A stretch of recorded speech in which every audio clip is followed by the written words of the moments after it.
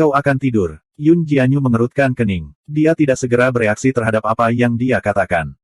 Tentu saja, pembunuh Anda menyerbu, dan kemudian saya berlari kemana-mana menyelamatkan orang. Kemudian, saya bahkan ditakuti oleh Zuxi Cixin dan Cheng Xiong beberapa kali. Aku sudah sangat lelah. Zuan mengatakan ini sambil berbaring. Mohon pindah, kamu menghalangi. Kau akan tidur di ranjang. Yun Jianyu tetap tanpa ekspresi. Bukankah pria biasanya bersikap seperti pria terhormat dalam situasi ini? Orang ini benar-benar tidak berperilaku seperti yang Anda harapkan. Zuan berkata secara alami, tentu saja. Ini kamarku dan tempat tidurku. Di mana lagi saya akan tidur jika saya tidak tidur di sini? Yun Jianyu menarik napas dalam-dalam. Dia menenangkan kemarahan yang menumpuk di dalam dirinya. Lalu aku tidur di mana? Lantai tentunya. Apa? Apa kamu mau tidur denganku? Zuan memegangi selimutnya dan memberinya tatapan curiga seolah-olah dia adalah orang mesum. Ini adalah halaman khusus yang disediakan untuk utusan bordir untuk beristirahat sejenak, jadi itu tidak terlalu besar. Tidak mungkin ada kamar tamu atau semacamnya. Itu sebabnya selain tempat tidur ini, tidak ada tempat lain. Yun Jianyu. Sebagai seorang Grandmaster, dia berpikir bahwa dia sudah kebal terhadap fluktuasi emosional. Namun hari ini, karena pria ini, dia menemukan bahwa ini tidak benar sama sekali. Dia terlalu tak tahu malu. Kamu laki-laki, dan aku perempuan. Mungkinkah Anda tidak bisa menjadi pria terhormat di sini? Yun Jianyu secara alami tidak ingin tidur di tanah. Namun, sebagai seorang Grandmaster, dia secara alami tidak bisa bertarung dengannya begitu saja. Bagaimanapun, dia menyelamatkannya dan bahkan menawarkan obat untuk lukanya. Bahkan untuk Master Sekte-Sekte Iblis, melakukan sesuatu seperti segera menjadi bermusuhan tampak agak terlalu rendah. Tolong jangan, saya mendukung kesetaraan gender. Zuan segera berkata, kamu bahkan seorang Master Sekte Iblis yang mulia, toh kamu lebih kuat dari semua pria itu. Apakah Anda benar-benar berani mengatakan hal-hal ini karena Anda seorang gadis? Yun Jianyu. Anda telah berhasil mengendalikan Yun Jianyu untuk plus 444 poin kemarahan. Dia mendengus dan berkata, mereka yang berani mengucapkan kata-kata seperti itu kepadaku sudah mati. Saya tidak akan berdebat dengan Anda karena Anda menyelamatkan saya. Setelah mengatakan ini, dia pindah ke bangku kayu dan menutup matanya. Pada levelnya, cuaca luar tidak banyak mempengaruhinya. Dia tidak membutuhkan sesuatu seperti penutup.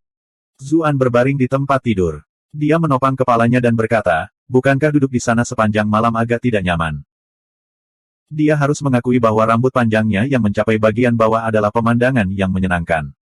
Itu seperti karya seni alami. Dia tidak berharap lebih, dia hanya akan memperlakukan ini sebagai pemandangan yang bagus. Apakah kamu berencana untuk memberiku tempat tidur? Yun Jianyu bahkan tidak membuka matanya. Aku ingin memberimu sebuah proposal. Tidak bisakah kamu membuat tempat tidurmu sendiri? Kata Zuan. Buat satu. Yun Jianyu berkata dengan acuh tak acuh, tidak perlu. Dia sudah sangat akrab dengan kediaman ini. Bahkan tidak ada kursi tambahan. Apakah dia akan mengumpulkan beberapa kursi dan tidur di atasnya? Itu benar-benar akan menodai reputasinya sebagai Master Sekte yang mulia. Zuan berkata, ada legenda seperti Dewi dari kampung halamanku yang juga tidak menggunakan ranjang. Dia hanya membutuhkan tali yang diikat di antara dua dinding, dan kemudian dia akan tidur di atasnya. Yun Jianyu membuka matanya. Dia jelas sedikit tergerak. Ada orang seperti itu. Zuan juga sedikit bersemangat. Dia duduk dan berkata, iya. Dia adalah dewi yang muncul dalam mimpi terlalu banyak orang yang tertutup. Xiao Longnu ini membawa kembali terlalu banyak kenangan dari dunia masa lalunya. Sangat disayangkan dia tidak bisa kembali lagi. 1. Memalukan. Yun Jianyu penuh dengan penghinaan ketika dia melihat penampilannya. Namun, dia masih bangun. Dia mengeluarkan benang sutra putih dari lengan bajunya. Dengan jentikan pergelangan tangannya, ujung-ujungnya melesat ke dinding, membentuk tempat tidur sederhana. Zuan tercengang. Dari mana datangnya pita sutra panjang ini? Tapi dia dengan cepat menyadari bahwa dia memiliki penyimpanan spasial sendiri, jadi tidak mungkin Master Sekte yang mulia ini tidak memilikinya. Yun Jianyu mengetuk kakinya, dan kemudian dia dengan anggun berdiri di atas pita. Kemudian, dia berbaring, tubuhnya perlahan bersandar ke belakang. Apakah ini yang kamu bicarakan? Iya, Zuan sedikit linglung. Sikapnya persis seperti aktris dalam drama yang dia tonton. Tidak ada jejak ketidakberdayaan. Tidak, wanita ini jauh lebih menakjubkan, dan bahkan ekspresinya menyendiri dan jauh. Apakah ini yang disebut murni namun Yun Jianyu berbaring di ben. Anehnya dia merasa santai. Metode ini tidak buruk. Rasanya cukup nyaman. Dengan kultivasinya, tidak sulit baginya untuk menjaga keseimbangannya di pita tipis ini. Zuan menatap sosok cantik di utas itu. Rambut panjangnya jatuh dari atas, dan sosoknya benar-benar menakjubkan. Pakaian serba hitam bisa diganti. Yun Jianyu tiba-tiba duduk saat ini. Apa itu? Zuan bertanya karena penasaran. Pakaianku terlalu ketat, jadi agak tidak nyaman.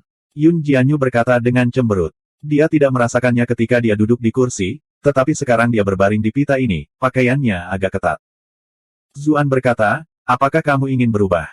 Saya punya beberapa pakaian di sini. Petik 2. Yun Jianyu memberinya tatapan aneh. Apakah kamu cabul? Mengapa Anda memiliki pakaian wanita di sini? Petik 2. Zuan langsung menjadi marah dan malu. Saya hanya menyimpannya di sini untuk wanita saya. Petik 2. Jika Anda sudah memiliki gadis lain, mengapa Anda masih mengejar Hong Lei kami? Yun Jianyu menjadi tidak senang. Zuan berkata, saya yakin Anda tahu tentang situasi klan Chu saya. Selanjutnya, Hong Lei juga mengetahuinya sejak awal. Aku tidak berbohong padanya atau apapun. Yun Jianyu mengerutkan kening. Apa yang terjadi dengan gadis itu, Hong Lei? Dia jelas tahu bahwa anak ini adalah seorang playboy, jadi bagaimana dia bisa tetap jatuh cinta padanya? Dia berkata dengan dingin, tidak perlu, aku punya pakaianku sendiri. Kemudian, dengan ketukan jari kakinya, dia tiba di balik tirai. Jika kamu menyelinap melihat, maka aku akan membunuhmu bahkan jika aku harus secara permanen mengorbankan kultivasiku. Siapa yang kamu pandang rendah, Kak? Apakah saya seseorang seperti itu? Zuan berkata dengan marah. Dia berbalik dan membelakanginya. Tidak apa-apa selama kamu tidak. Yun Jianyu menghela nafas ketika dia melihat ini. Dia melepaskan satu set pakaian dari artefak penyimpanannya dan mulai berganti pakaian. Jantung Zuan berdebar kencang saat mendengar suara gemerisik pakaian yang dilepas. Bukankah wanita ini sangat menggodaku dengan berganti pakaian di sini? Dia merasakan sesuatu bergerak di dalam dirinya ketika dia mencium aroma yang tersisa. Aku tidak bisa berbalik sendiri, tapi aku bisa menggunakan kekuatan lencana giok untuk melihat dengan mata mereka. Dia mengangkat tangannya dan hendak menggunakan kemampuan itu, tetapi dia menyerah pada pemikiran itu pada akhirnya. Saya seorang pria berkarakter. Jika saya ingin melihat, maka saya hanya akan melihat secara terbuka. Apa yang bisa dibanggakan dengan menjadi licik? Apa yang kamu gumamkan di sana? Langkah kaki lembut Yun Jianyu terdengar di belakangnya. Zuan berbalik. Matanya menyala. Dia berubah menjadi satu set pakaian putih, yang benar-benar menghilangkan semua keganasan seorang penyihir. Dia tampak jauh lebih murni dan dunia lain. Dia hanya bisa menghela nafas. Penampilanmu benar-benar tidak cocok dengan bagaimana orang lain menggambarkanmu. Penguasa Sekte Iblis seharusnya tipe yang agresif dan menggoda, untuk apa kamu bermain-main dengan barang Dewi Abadi ini? Petik 2. Alisnya terangkat ketika dia mendengar kata-kata agresif dan menggoda, tetapi dia merasa jauh lebih baik ketika dia mendengar kata-kata berikutnya. Dia mendengus dan tidak repot-repot berdebat dengannya. Dia kembali ke pita tipis itu untuk tidur. Zuan semakin tergerak saat dia menatap kecantikan berpakaian putih. Akhirnya, ketidakharmonisan terakhir juga menghilang, membuatnya lebih cantik daripada Xiao Longnu yang dia ingat dari drama itu. Apa yang kamu lihat? Meskipun dia tidak membuka matanya, Yun Jianyu sepertinya bisa merasakan gerakannya. Zuan tersadar dari linglung dan berkata sambil tersenyum, itu tidak penting. Saya hanya ingin memperingatkan Anda bahwa ketika Anda tetap berada di Pita Sutra, pikiran Anda harus tetap murni, atau Anda akan mudah jatuh. Yun Jianyu berkata dengan acuh tak acuh, apakah kamu meragukan kultivasiku? Zuan berpikir bahwa ini juga masuk akal. Dia sudah menjadi Grandmaster, jadi hal semacam ini seharusnya tidak terlalu sulit baginya. Karena itu, dia berbaring lagi. Meskipun pikirannya menjadi gila karena aroma yang tersisa dan bagaimana dia tidur di kamar yang sama dengan kecantikan yang menakjubkan, dia benar-benar terlalu lelah hari ini. Dia dengan cepat tertidur. Tiba-tiba ada suara gedebuk yang membangunkannya di tengah malam. Itu dikombinasikan dengan teriakan alarm seorang gadis. Bab 632, Web Seram. Zuan melompat ketakutan. Dia tiba-tiba bangkit dan mengikuti sumber suara dengan waspada. Dia melihat bahwa keindahan itu sudah hilang dari pita sutra itu. Dia tanpa sadar menundukkan kepalanya dan melihat bahwa Yun Jianyu sedang menggosok pantatnya di tanah. Rambutnya yang panjang ada di mana-mana, penampilannya agak menyedihkan. Dia memberikan pandangan yang bergoyang ke atas, dan kemudian melihat ke bawah. Dia sepertinya telah memahami sesuatu, dan kemudian bibirnya melengkung ke atas. Kamu mati jika kamu tertawa. Yun Jianyu tiba-tiba berbalik untuk melihatnya, ekspresinya berbahaya. Namun, wajahnya memanas. Ini terlalu memalukan. Dia bersumpah bahwa dia tidak akan pernah jatuh beberapa saat yang lalu, namun dia mempermalukan dirinya sendiri begitu cepat setelah itu. Dia adalah guru sekte suci yang mulia. Mempermalukan dirinya sendiri seperti ini di depan seorang anak muda membuatnya begitu dipermalukan hingga jari-jari kakinya hampir tercebur ke lantai. Jangan khawatir, aku sudah melalui pelatihan yang ketat. Aku tidak akan tertawa, kecuali aku tidak bisa menahannya. Zuan tidak bisa menahannya. Yun Jianyu. Anda telah berhasil mengendalikan Yun Jianyu untuk plus 233 plus 233 plus 233. Dia benar-benar terlalu malu. Dia berkata dengan dingin, kalau begitu, cobalah jika kamu bisa. Mari kita lihat apakah kamu jatuh. Petik 2. Zuan menggelengkan kepalanya. Saya seseorang yang suka memikirkan hal-hal acak sepanjang hari, saya tidak dapat mencapai kemurnian pikiran. Aku tidak akan mempermalukan diriku sendiri. Yun Jianyu. Dia ingat bahwa dia baru saja mengingatkannya beberapa saat yang lalu. Dia berpikir bahwa dia akan baik-baik saja. Aku menolak untuk percaya pada omong kosong ini. Dia mendengus. Dengan ketukan jari kakinya, dia kembali ke pita sutra itu. Sosoknya sedikit bergoyang, tetapi dia masih tetap berada di band. Zuan berkata, jiwamu terluka. Butuh waktu lebih lama bagi Anda untuk pulih jika Anda memaksanya dan tidak beristirahat. Petik 2. Yun Jianyu memikirkan sesuatu. Dia memang memaksa dirinya untuk tidak tertidur. Kalau tidak, akan sangat memalukan jika dia jatuh lagi. Ketika dia kembali ke pita sutra, dia mengerti bahwa apa yang dia bicarakan adalah bahwa metode tidur ini adalah salah satu dari pikiran kosong. Meskipun dia mencapai alam Grandmaster, jiwanya rusak dan pikirannya ada di mana-mana. Dia tidak bisa dengan tenang tidur di band ini sama sekali. Itu masih bisa diatur ketika dia bangun, tetapi begitu dia tertidur dan dia kehilangan kendali, maka mudah baginya untuk jatuh. Zuan tahu bahwa dia tidak akan bisa meyakinkannya sebaliknya, melihat bahwa dia tidak menjawab. Kalau begitu aku akan tidur dulu. Jika Anda tidak bisa bertahan nanti, maka datang saja dan tidur di tempat tidur. Kami berdua akan tidur di sisi kami sendiri. Bagaimanapun, kita semua adalah pejuang, kita tidak perlu bertengkar karena hal-hal kecil. Dia berbalik untuk melanjutkan tidur setelah mengatakan ini dan tidak menunggu tanggapannya. Yun Jianyu tercengang. Dia tidak bisa membantu tetapi menjadi terguncang juga. Ini adalah situasi khusus. Jika dia tidak bisa mendapatkan istirahat yang cukup, maka jiwanya akan pulih lebih lambat. Mengapa dia harus melalui siksaan ini hanya karena harga dirinya? Lebih jauh lagi, apakah orang ini bahkan bisa melakukan sesuatu padanya? Yang dia suka adalah Hong Lei. Dia adalah seniornya. Dia juga memiliki kekuatannya sendiri. Jika dia benar-benar melewati batas, maka dia akan memastikan dia menyesal dilahirkan ke dunia ini. Dengan demikian, dia membuat keputusannya. Namun, itu agak terlalu tak tahu malu untuk pergi sekarang. Jadi, dia berbaring di pita sutra untuk sementara waktu, dan kemudian ketika dia mendengar napasnya berangsur-angsur mereda dan melihat bahwa dia sudah tertidur, dia kemudian dengan anggun melompat dari pita sutra. Dia memperhatikan bahwa Zuan sedang tidur di sisi tempat tidur dan meninggalkan sebagian besar untuknya. Ekspresi Yun Jianyu berubah beberapa kali. Pada akhirnya, dia masih berbaring miring. Tentu saja, dia tinggal jauh darinya dan tidak menyentuhnya sama sekali. Dia menghirup napas dalam-dalam.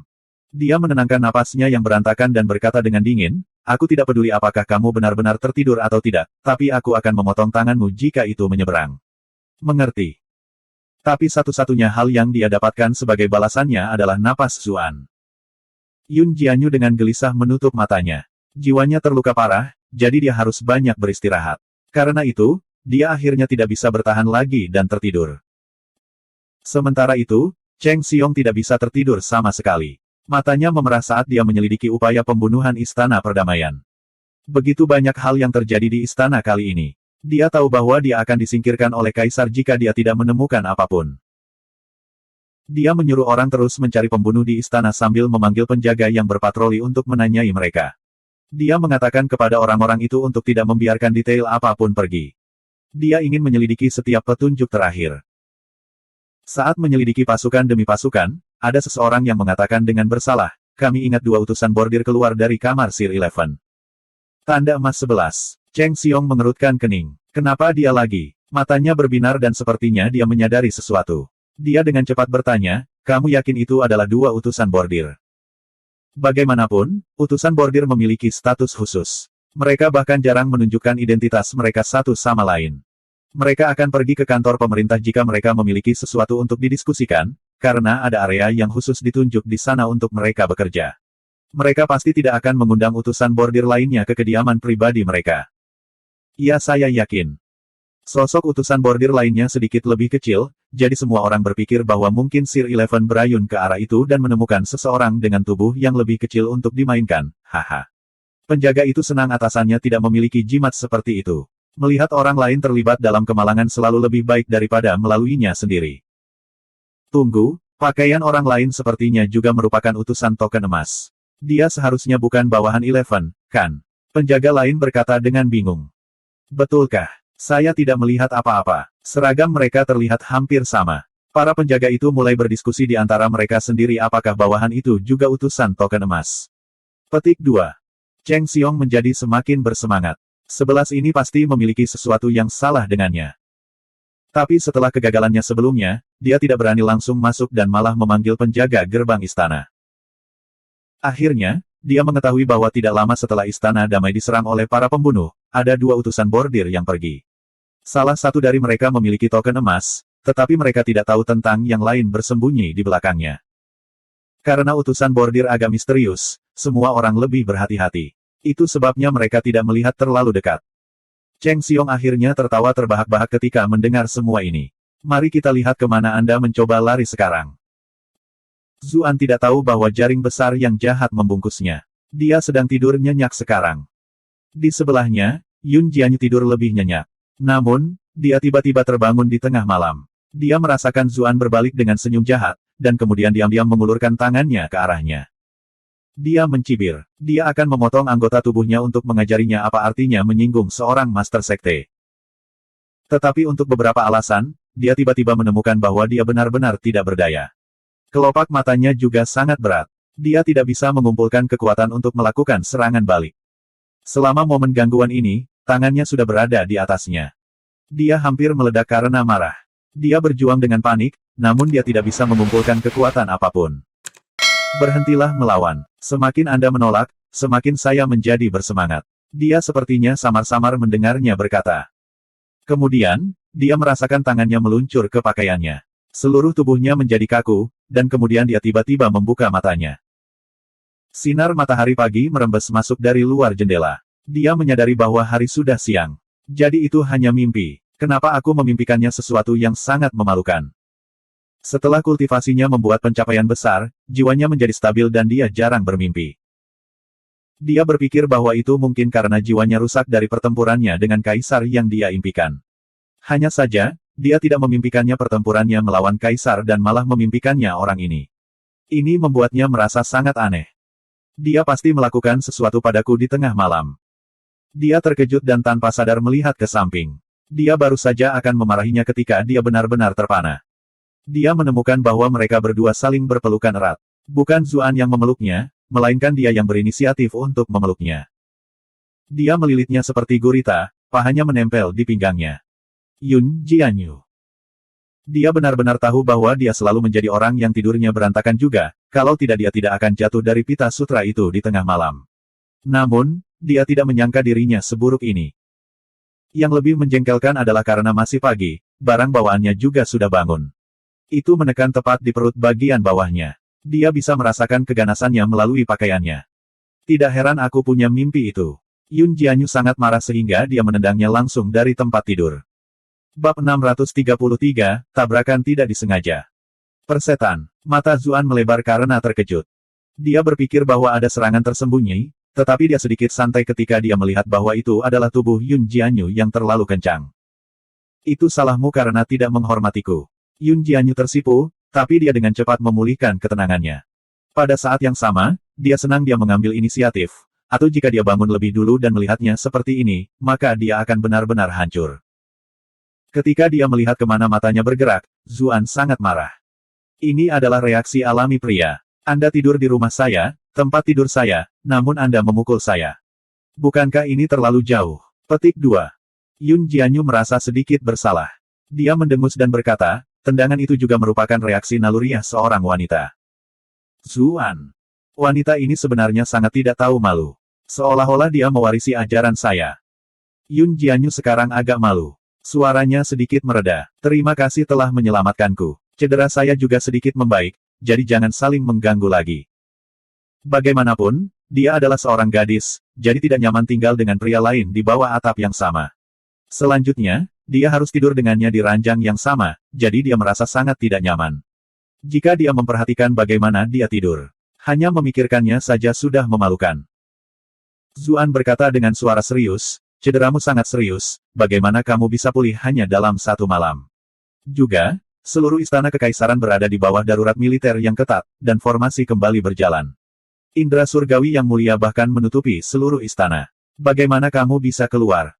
Yun Jianyu menjadi diam. Tentu saja dia tahu hal-hal ini. Tapi dia tidak bisa membawa mereka karena berbagai alasan. Orang-orang sekte saya telah meninggal atau melarikan diri. Mereka pasti bersembunyi di kota kekaisaran, tanpa pemimpin. Saya perlu menemukan cara untuk menghubungi Hong Lei dan memintanya mengurus beberapa hal. Petik 2. Zuan berpikir sebentar, lalu berkata, kamu tidak bisa meninggalkan istana sekarang. Aku akan menghubunginya di tempatmu. Dia masih memiliki identitasnya sebagai sekretaris putra mahkota. Bahkan sampai ke istana timur pun sedikit memusingkan, karena semua jalan yang melewati gerbang istana sudah dicatat. Kemudian, begitu mereka yang mengejarnya menyelidiki dengan cermat dan menemukan bahwa sekretaris putra mahkota tidak melewati gerbang, maka identitasnya akan dengan mudah terungkap. Setelah sedikit ragu, Yun Jianyu tidak bertahan dan berkata, aku harus berterima kasih untuk itu. Zuan mengeluarkan banyak makanan dari Brilliant Glass Bed miliknya. Aku mau keluar sebentar, kamu istirahat saja di sini. Anda benar-benar tidak bisa keluar. Makanlah ini dulu, aku akan membawa yang lebih baik nanti. Terima kasih. Dengan kultivasi Yun Jianyu, tidak ada masalah besar bahkan jika dia tidak makan selama setengah bulan. Namun, dia tidak menolak niat baiknya. Ngomong-ngomong, jika kamu punya kesempatan, bantu aku membeli tempat tidur gantung. Dia menambahkan, karena dia memilih untuk tinggal di sini, maka dia harus melakukan sesuatu tentang pengaturan tidurnya. Dia pasti tidak bisa terus tidur di tempat tidur, namun dia juga tidak bisa tidur di pita sutra. Ini berarti dia membutuhkan tempat tidur. Penyimpanan spasial yang normal mungkin tidak dapat menyimpan seluruh tempat tidur, tetapi tempat tidur gantung dapat digulung, jadi seharusnya tidak menjadi masalah yang terlalu besar. Oke, Zuan merasa itu agak disayangkan. Dia ingin berpura-pura tidur, tetapi secara tidak sengaja tertidur dan menyia-nyiakan kesempatan yang sangat baik dan bahkan menyinggung perasaannya. Yun Jianyu agak menyesal ketika dia melihatnya pergi. Apakah masih sakit? Zuan tercengang. Kemudian, senyum muncul di wajahnya. Bagaimanapun, kakak memang peduli padaku. Huff. Yun Jianyu mendengus. Aku khawatir tidak ada yang bisa membantuku jika kamu terluka. Zuan tertawa. Dia pergi dengan suasana hati yang baik. Setelah pemeriksaan sepanjang malam, pintu istana sudah dibuka kembali. Lagi pula, pejabat normal perlu melanjutkan pekerjaan mereka tidak selalu bisa dikurung. Status Zuan sebagai utusan token emas akan memungkinkan dia untuk bebas bergerak masuk dan keluar dari istana. Dia memperhatikan bahwa penjaga gerbang istana bertingkah agak aneh ketika mereka melihat tanda pinggangnya. Reaksi ini membuatnya bingung. Dia meningkatkan kewaspadaannya. Lagi pula, ada seseorang yang mengikuti jejaknya. Mungkinkah Cheng Xiong masih belum menyerah? Zuan mencibir. Dengan kekuatannya saat ini, tidak mudah untuk mengikutinya. Dia membuat beberapa lingkaran di sekitar kota. Begitu dia membuang orang-orang yang membuntutinya, dia berubah di sudut, dan kemudian menuju kediamannya sendiri di dalam kota. Seluruh tubuhnya menjadi tegang begitu dia kembali ke kediamannya. Dia tiba-tiba menyerang ke samping. Sebuah lentera naik pada saat ini, dan kemudian sesosok menyerangnya juga. Keduanya segera mengenali satu sama lain dan berhenti. Hong Lei. Ah Su. Zuan senang dan terkejut. Bagus sekali kamu baik-baik saja. Yang mulia mengirim Jenderal Liu Yao dan Jenderal Perang Gerilya Zhao Yuan untuk mencari ibu kota. Aku khawatir terjadi sesuatu padamu. Qiu Hong Lei tersenyum. Gadis ini telah menghabiskan bertahun-tahun sebagai seorang pejuang. Apa menurutmu aku akan ditangkap semudah itu? Dia tiba-tiba menyadari bahwa nada suaranya agak tidak aktif dan dengan cepat meminta maaf. Ah Su, aku tidak mencoba mengkritikmu. Aku tahu. Zuan tersenyum. Dia memegang tangannya dan berjalan ke dalam. Mari kita bicara di dalam untuk mencegah siapapun mendengarkan kita. Oke. Qiu Hong Lei tanpa sadar ingin menarik kembali tangannya, tetapi cengkeramannya erat. Dia menggigit bibirnya dan membiarkannya melakukan apa yang dia inginkan. Zuan berpikir dalam hati bahwa gadis ini sudah mulai terbiasa berpegangan tangan dan kontak fisik lainnya. Memeluknya sepertinya juga tidak apa-apa. Sayangnya, meskipun dia bekerja sangat keras untuk sampai ke sini, tidak ada masa depan di depan. Tunggu, meskipun mereka tidak bisa kehilangan keperawanan mereka karena metode yang mereka kultivasi, ada cara lain untuk bermain-main. Saya tidak punya simpanan barang-barang Jepang untuk apa-apa. Ah Su, apakah kamu menemukan tuanku? Qiu Honglei bertanya dengan khawatir. Dia dibesarkan oleh tuannya, dan dia mengajarinya segalanya juga, jadi dia sangat menghormati tuannya. Dia sangat mengkhawatirkannya saat ini. Aku menemukannya, dan kami tidur bersama. Pikiran Zuan ada di tempat lain dan menjawab tanpa sadar. Hah? Qiu Honglei terkejut. Ahem. Wajah Zuan memanas dan dengan cepat berkata, aku menyelamatkannya dan membawanya ke kediamanku di dalam istana. Bagaimana keadaan tuan yang lebih tua? Qiu Honglei dengan gugup meraih tangannya. Tuanmu sama sekali tidak tua. Zuan berkata dengan rasa ingin tahu. Qiu Honglei menjulurkan lidahnya. Saya hanya bersikap hormat. Dia ingat dipukuli beberapa kali karena memanggilnya ini di masa lalu. Sepertinya wanita semua peduli tentang usia mereka. Namun, tuannya benar-benar terlihat seperti dia akan menjadi kakak perempuannya. Zuan menjawab, jiwanya terluka karena pertempurannya melawan kaisar. Tapi kamu tidak perlu khawatir. Saya sudah memberinya akar 5 agregat untuk mengobati lukanya, jadi dia baik-baik saja. Dia lebih khawatir tentang kalian dan menyuruhku untuk memberitahu kalian tentang rencananya selanjutnya. Petik 2. Itu bagus kalau begitu. Qiu Honglei menghela nafas lega. Kami bersembunyi setelah meninggalkan istana. Kami telah melakukan bisnis di ibu kota selama bertahun-tahun, jadi menyembunyikan beberapa orang bukanlah masalah besar. Bagian yang paling disesalkan adalah saudara-saudara yang ditangkap tadi malam. Bahkan ada seorang penatua yang tertangkap karena dia. Dia merasa semakin mengerikan. Dia hendak mengatakan sesuatu, tetapi kemudian ragu-ragu. Dia ingin meminta Zuan untuk membantu orang-orang itu, tetapi para tahanan ini sama sekali tidak mudah untuk diselamatkan. Dia sudah mengambil risiko besar mencoba menyelamatkan tuannya, jadi bagaimana dia bisa membebaninya dengan yang lain? Ah Su, kamu benar-benar banyak membantu kami.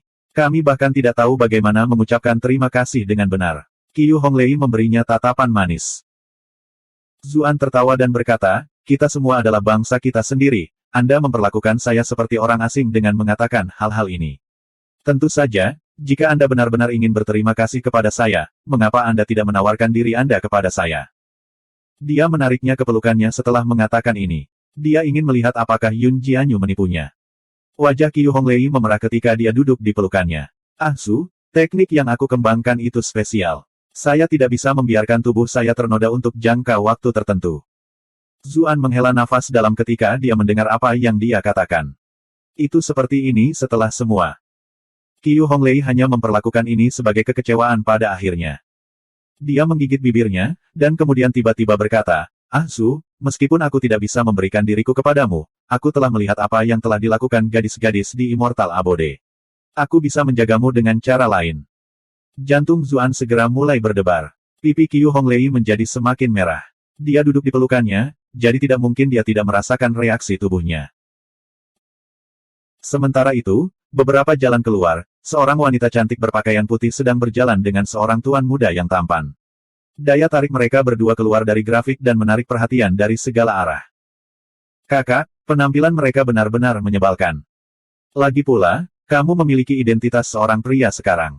Apa yang harus ditakuti? Aku hanya tidak menyukainya. Anak muda itu menambahkan. Ekspresi kakak perempuannya sama, tapi kurasa dia tidak terlihat kesal. Kakak iparmu tinggal di sini. Suara wanita berpakaian putih seperti Dewi itu tidak lagi sedingin dan acuh tak acuh. Kedengarannya agak panik sebagai gantinya. 2 jalan lagi. Kita belum jauh. Pria muda itu tidak bisa tidak mengingat adegan itu sejak hari itu setelah melihat ekspresinya. Pipinya juga menjadi merah muda. Bab 634, Neraka yang akan datang. Kakak benar-benar ditipu oleh orang itu. Dia bergegas ke sini pagi-pagi sekali. Pria muda itu tidak pernah tahu bagaimana kakaknya yang luar biasa dan bangga akan seperti ini terhadap pria lain. Saudara laki-laki dan perempuan itu adalah Cucu Yan dan Chu Yuzhao. Tidak, mereka harus disebut saudara perempuan. Apakah Anda mendapatkan alamat yang benar? Kenapa kita belum sampai? Cucu Yan menjadi sedikit tidak senang.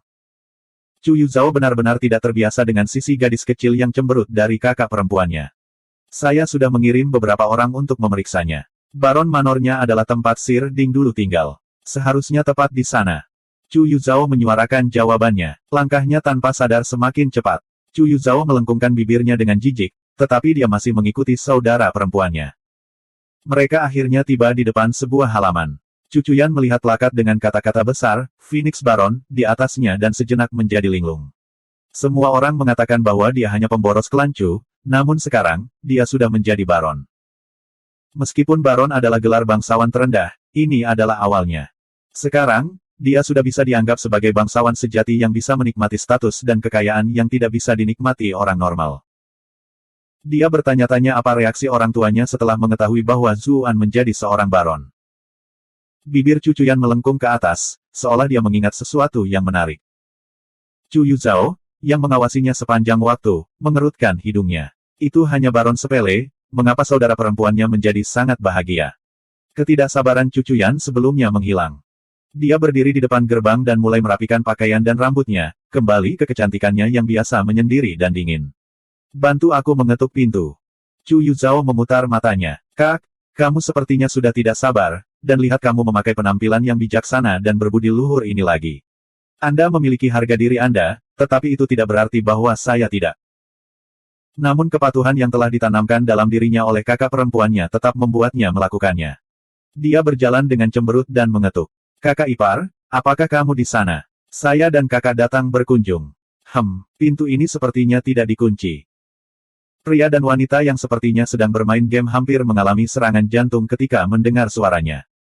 Zuan segera duduk. Dia tidak bisa menahannya lagi dari An yang tiba-tiba. Dia meletus seperti gunung berapi. Qiu Honglei sedang bermain-main dengan senyum menawan beberapa saat yang lalu dan pasti tidak bisa menghindar tepat waktu. Dia langsung tercengang. Zuan juga tercengang. Bright Moon City adalah tempat berkumpulnya pedagang kaya, kota tingkat 1. Orang-orang di sana terbiasa melihat pemandangan yang megah. Namun, meskipun demikian, Qiu Honglei masih menjungkir balikkan seluruh kota hanya dalam waktu 1 tahun. Semua ratu pelacur lainnya benar-benar dibayangi. Meskipun dia selalu menawan dan genit, tidak ada yang pernah melihatnya benar-benar dekat dengan seorang pria. Ini malah memberinya perasaan kemurnian khusus. Karena kombinasi sempurna dari keduanya, begitu banyak pejabat di Bright Moon City menjadi benar-benar terpikat padanya. Bahkan ada beberapa orang yang memujanya seperti dewi yang tak tersentuh.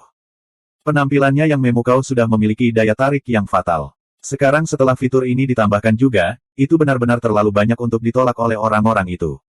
Dia bukan lagi seorang dewi yang tak tersentuh, melainkan satu dalam jangkauan. Dia mengambil sapu tangan dan memberikannya padanya. Ini, bersihkan. Qiu Honglei menerima sapu tangan dengan ekspresi menggerutu. Dia tidak mengerti apa yang datang padanya untuk membantunya dengan hal semacam ini. Meskipun dia sangat menyukainya, hal-hal seharusnya tidak berkembang begitu cepat. Apakah karena mereka bertarung bersama kemarin, dan kemudian dia mengambil risiko besar untuk menyelamatkan tuannya? Apakah dia ingin membalasnya karena emosi sesaat? Tapi itu sepertinya tidak benar. Jika itu pria lain, mereka akan memohon untuk membantunya. Itu semua karena pria ini terlalu tak tahu malu. Dia hanya membuat lelucon. Lagi pula, dia tinggal di Immortal Abode selama lebih dari setahun, jadi dia terpengaruh oleh cara mereka berbicara. Tetapi siapa yang mengira bahwa dia benar-benar memperlakukan mereka dengan serius? Dia tidak tahu mengapa, tapi anehnya dia membiarkannya lolos begitu saja. Dia masih sedikit pemalu pada awalnya, tetapi dia menjadi semakin bersemangat juga, hanya memikirkan bagaimana cara menyenangkan kekasihnya dengan lebih baik. Ruangan itu dipenuhi dengan suasana yang ambigu, jadi dia tidak merasakan apa-apa saat itu, tetapi sekarang dia tiba-tiba dibangunkan oleh yang ada di gerbang, dia sudah sangat malu. Dia tidak merasa menyesal, dia hanya khawatir dia memberi kesan bahwa dia murah. Apa yang kita lakukan sekarang? Qiu Honglei sedikit kesal. Dia bahkan tidak bisa menghapus barang-barang ini dengan benar. Kamu harus bersembunyi di dalam untuk saat ini. Zuan dengan cepat menunjuk ke layar di dalam. Qiu Honglei tidak ingin orang lain melihat penampilannya saat ini. Dia menyuarakan persetujuannya dan menyembunyikan dirinya. Zuan dengan cepat merapikan pakaiannya sebelum menyapa para tamunya. Jadi kamu ada di dalam. Kenapa lama sekali kau keluar? Chu Yuzhao tidak senang ketika dia melihatnya. Bukankah kakaknya akan mencekiknya jika mereka akhirnya tidak menemukan siapapun di sini setelah melakukan perjalanan ini? Aku punya sesuatu untuk diurus sekarang haha, jadi aku agak linglung. Zuan berkata dengan rasa bersalah. Kemudian, dia menatap Chu Chuyan. Chuyan, kamu juga datang. Iya, aku datang untuk melihat tempat barumu. Aku belum mengunjunginya. Chu Chuyan tersenyum. Dia tiba-tiba menatap pipinya. Hah? Kenapa wajahmu merah sekali? Mungkin karena di dalam agak terlalu panas, haha. Zuan melambaikan tangannya seperti kipas dan mencoba mengacaukan jalannya. Apakah hari ini panas? Chu Yuzhao bingung. Zuan tidak memperhatikannya. Dia berpikir bahwa yang terbaik adalah dia tidak membawa mereka ke dalam, atau mereka akan melihat Qiu Honglei. Tapi bagaimana dia bisa melakukan itu? Akan aneh jika dia tidak membawa mereka ke dalam untuk duduk ketika mereka datang sejauh ini. Kedua saudara perempuan itu masih masuk pada akhirnya. Chu Chuyan segera mengerutkan kening ketika dia masuk. Chu Yuzhao tidak terlalu khawatir dan bertanya, "Hah? Bau apa ini?" Wajah Zuan menjadi kaku. Dia berkata dengan senyum canggung, "Saya baru saja pindah dan belum punya waktu untuk membersihkannya. Mungkin ada bau sisa." Chu Yuzhao menjawab dengan, "Oh." Dia menerima balasan ini. Ekspresi Chu Chuyan lebih aneh. Adik bungsunya masih gadis kecil, jadi dia mungkin tidak bisa membedakan jenis bau khusus ini, tapi bagaimana mungkin dia tidak bisa? Pantas saja wajah pria ini sangat merah dan pakaiannya terlihat sedikit berantakan. Jadi dia melakukan hal itu sendiri. Mungkin dia tidak bisa menahannya lagi. Tapi kami berdua baru saja. Wajahnya memerah. Mungkin karena dia takut dengan adik perempuannya sehingga dia tidak bisa menahannya. Pipinya menjadi sangat panas ketika dia mengingat apa yang terjadi hari itu. Hah, kakak, mengapa wajahmu begitu merah? Apakah hari ini benar-benar panas? Chu Yuzhao tercengang. Dia tidak merasa panas sama sekali. Kakak perempuannya bahkan mengolah pedang kepingan salju, jadi mengapa dia takut panas? Chu Chuyan menatap adiknya. Bocah kecil ini memiliki ekspresi bingung yang bodoh di wajahnya, dia benar-benar membutuhkan pukulan yang bagus. Dia mengubah topik pembicaraan dengan batuk.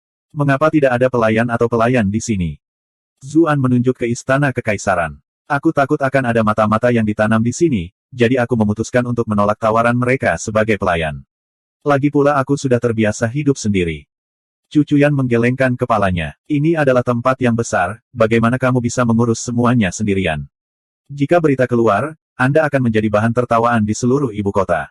Saya pikir itu karena Anda sangat miskin sehingga Anda tidak bisa mempekerjakan pelayan apapun. Petik 2. Zuan terkekeh dan berkata, lagi pula itu mulut mereka, jika mereka ingin bicara, biarkan saja. Chu Yuzhao memutar matanya dan berkata dengan jijik, bahkan jika kita mengabaikan hal-hal lain, kamu membutuhkan orang untuk pembersihan normal, kan? Kalau tidak, tempat ini akan selalu memiliki bau aneh ini. Zuan. Chu Chuyan tidak bisa menahan senyum ketika dia melihat ekspresinya. Bagaimana dengan ini? Aku akan mengatur beberapa pelayan untukmu. Jika Anda tidak mempercayai orang-orang ibu kota, saya akan mengirim beberapa orang yang saya kenal dari Bright Moon City. Itu ide yang bagus. Zuan menganggap ini masuk akal juga. Ini bukan apartemen seperti dunia masa lalunya. Dia akan benar-benar bekerja sampai mati jika dia harus membersihkannya sendiri. Chu Chuyan memberinya tatapan tidak senang. Dia merasa dia bertingkah agak aneh karena suatu alasan. Ngomong-ngomong, aku mendengar ada pembunuh di Istana Timur kemarin. Apakah Anda menghadapi bahaya? Petik 2. Itu tidak terlalu buruk. Zuan memegang tangan kecilnya yang lembut. Dia tidak memiliki kesempatan untuk memberitahunya bahwa dia sekarang adalah utusan bordir. Dia selalu memiliki Chu Yuzhao roda 3 bodoh di sebelahnya. Meskipun dia mempercayai Chu Chuyan, dia tidak mempercayai bocah ini. Chu Yuzhao sama sekali tidak terlihat seperti orang yang bungkam. Klan Qin bahkan merupakan bagian inti dari pasukan Raja Qi. Jika dia memberitahunya, itu akan membuat Chu Chuyan cukup berkonflik juga. Chu Yuzhao berkata, aku ingin tahu dari mana para pembunuh itu berasal. Mereka hanya perlu mengatakan bahwa Raja Qi menghasut mereka. Omong kosong mutlak. Zuan memberinya pandangan sekilas. Bagaimana Anda tahu bahwa itu bukan Raja Qi? Chu Yuzhao mendengus. Tentu saja tidak. Raja Qi adalah orang yang luar biasa dan bijaksana. Mengapa dia melakukan hal seperti ini? Dia jelas diatur. Pembunuh itu benar-benar tidak tahu malu. Qiu Honglei saat ini sedang memijat pergelangan tangannya yang sakit dari balik tirai. Dia mengerutkan kening ketika dia mendengar ini. Anak ini mengutuk orang-orangnya tepat di depannya. Chu Chuyan tiba-tiba berbalik. Tunjukkan dirimu. Bab 635, kedua sisi hancur. Alasan mengapa Chu Chuyan dapat meninggalkan klan Qin tanpa masalah hari ini adalah karena dia mengatakan kepada mereka bahwa dia akan menanyakan tentang insiden pembunuh di istana. Zuan adalah sekretaris putra mahkota, jadi dia harus tahu tentang detail orang dalam. Itulah mengapa klan Qin diam-diam mengizinkannya pergi. Tentu saja, Chu Chuyan dan orang tuanya satu pikiran. Mereka hanya ingin tetap netral, mereka tidak ingin terjebak dalam pertempuran memperebutkan tahta ini.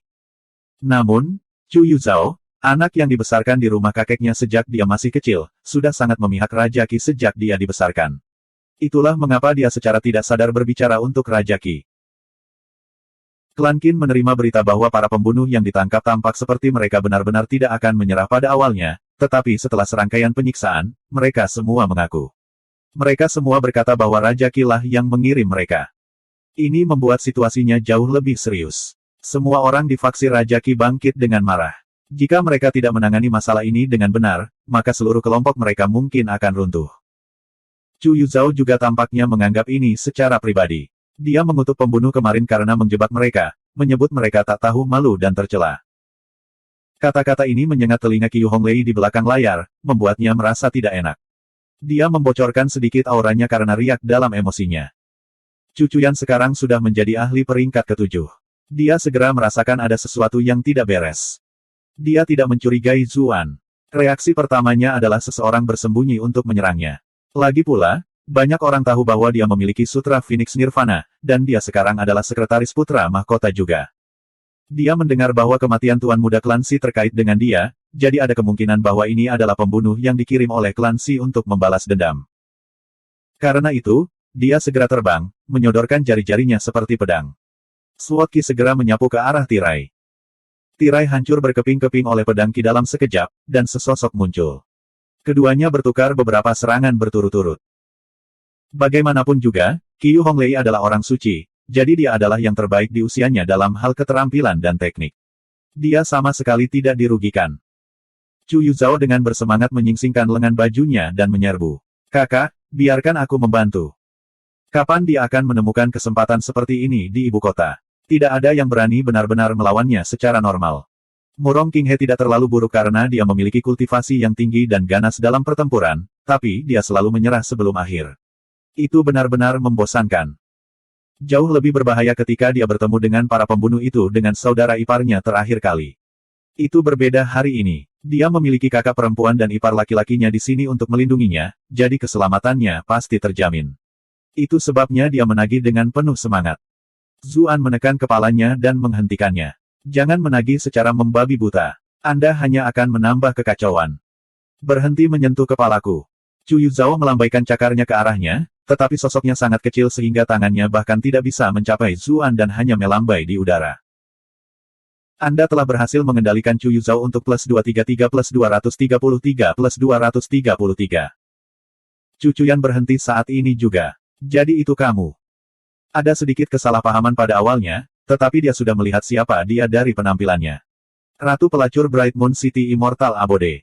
Kemudian, mereka bahkan bertarung bersama dalam perjalanan ke ibu kota, jadi bagaimana mungkin dia tidak mengenali orang ini. Qiu Honglei menyuarakan persetujuannya. Salam, Nona pertama Chu. Dia sedikit khawatir sekarang dan tidak tahu harus berkata apa. Hah, mereka saling mengenal. Chu Yuzhao menjadi kecewa ketika dia mendengar apa yang mereka katakan. Mereka tidak akan terus berjuang lagi. Dia dengan marah memukul tangan Zuan. Zuan ingin mengatakan sesuatu, tetapi naluri bertahannya menyuruhnya untuk tutup mulut sekarang. Apa yang dilakukan Nona Qiu di sini? Mungkinkah Anda menginginkan Sutra Phoenix Nirvana Ahsu? Cucuyan mengerutkan kening. Dia secara alami tahu bahwa dia adalah Saintess of the Devil Sect. Dia masih ingat bagaimana para ahli sekte iblis mencoba menculik Zuan. Jika bukan karena Qiu Honglei diam-diam membantu Zuan, tidak mungkin dia akan menunjukkan belas kasihan sekarang. Qiu Honglei berkata sambil batuk, saya berada di ibu kota, jadi saya memutuskan untuk mengunjungi seorang teman lama. Alasan ini memang cocok, tapi Cucuyan hanya merasa ada yang aneh. Tiba-tiba, dia ingat bau aneh di sini. Dia tiba-tiba memikirkan sesuatu dan berkata, kamu belum menghapus semua barang di wajahmu. Qiu Honglei sangat malu. Dia dengan cepat memindahkan tangannya ke wajahnya, tetapi tidak ada apa-apa di sana. Anda berbohong. Tapi dia langsung menyadarinya di tengah kalimatnya. Dia jatuh untuk perangkapnya. Zuan juga tersentak. Cucuyan yang murni dan dingin sebenarnya memiliki sisi gelap ini padanya. Ekspresi Cucuyan menjadi dingin. Dia mendengus dan menatap Zuan. Anda telah berhasil mengendalikan Cucuyan untuk plus 256 plus 256 plus 256. Ini. Dia khawatir tentang dia beberapa saat yang lalu dan merasa bahwa dia mungkin tidak memenuhi tugasnya dengan baik sebagai seorang istri. Namun pada akhirnya, dia bersenang-senang dengan wanita lain di sini. Zuan tertawa malu. Cuyan. Cuyan tidak ingin mendengar penjelasan apapun. Dia memandang Qiu Honglei dan berkata, jika saya ingat dengan benar, Nona Qiu belum menikah. Dengan datang ke rumah seorang pria yang sudah menikah dan melakukan hal-hal ini, orang-orang Sekte Iblis memang melakukan hal yang berbeda. Chu Yuzhao sendiri adalah orang yang cerdas. Meskipun dia tidak tahu persis apa yang terjadi, dia secara kasar bisa menebak bahwa wanita ini adalah saingan kakak perempuannya dalam cinta. Dia terlihat seperti pelacur. Aku tahu dia bukan orang baik. Dia juga berbicara dan berkata, kakak, apakah kamu baru menyadarinya sekarang? Sekte Iblis semuanya tidak tahu malu dan tercela ini. Meskipun dia jarang berbicara dengan berisik di sekitar kakak perempuannya, dia jelas harus berdiri di sisi kakaknya di sini. Qiu Honglei sangat marah di dalam, tetapi dia penuh dengan senyum di permukaan. Memang, Sekte Iblis kita tidak tahu malu dan tercela. Tidak mungkin kita bisa dibandingkan dengan klan besar yang benar. Jika Anda berharga, maka Anda akan bekerja seperti anjing. Begitu Anda tidak berguna, Anda akan tersapu keluar dan tidak pernah terlihat lagi, karena akan sangat mengerikan jika mereka menjatuhkan klan. Justru monster Sekte Iblis kita yang selalu menemukan cara untuk menyelamatkan orang-orang ini. Su, apa yang kamu katakan? Petik 2. Zuan berkeringat dingin. Hei teman-teman, ini tidak terlalu serius haha. Berpisah dari klan Chu adalah sesuatu yang kita sepakati sebelumnya, dan aku tidak ingin menyusahkan mereka. Juga, Cuyan, dia masih. Qiu Honglei segera memotongnya di sini dan menargetkan Cuyan. Oh, kamu benar. Saya ingat bahwa Anda tidak ada hubungannya dengan klan Chu lagi. Aku ingin tahu apa yang coba dibuktikan oleh seseorang dengan mondar-mandir di sini seolah-olah mereka memiliki alasan yang benar. Petik 2. Napas Cuyan berhenti. Keputusan klan Chu untuk memutuskan hubungan dengan Zuan selalu menjadi duri di hatinya. Dia tidak berada di Bright Moon City saat itu, dan pada saat dia tahu, sudah terlambat. Mereka berdua diam-diam memilih untuk tidak membicarakan ini, tapi sekarang, dia menghadapi konsekuensinya. Benar, mereka berdua bukan suami istri lagi. Chu Yuzhao sangat marah. Dari mana Vixen ini berasal? Anda mencuri pria orang lain, namun Anda melakukannya dengan keadilan yang dipaksakan.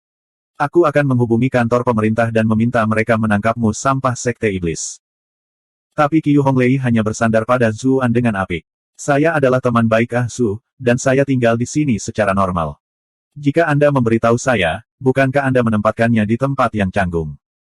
Su telah memperlakukan klan Chu-mu dengan penuh tanggung jawab, kan?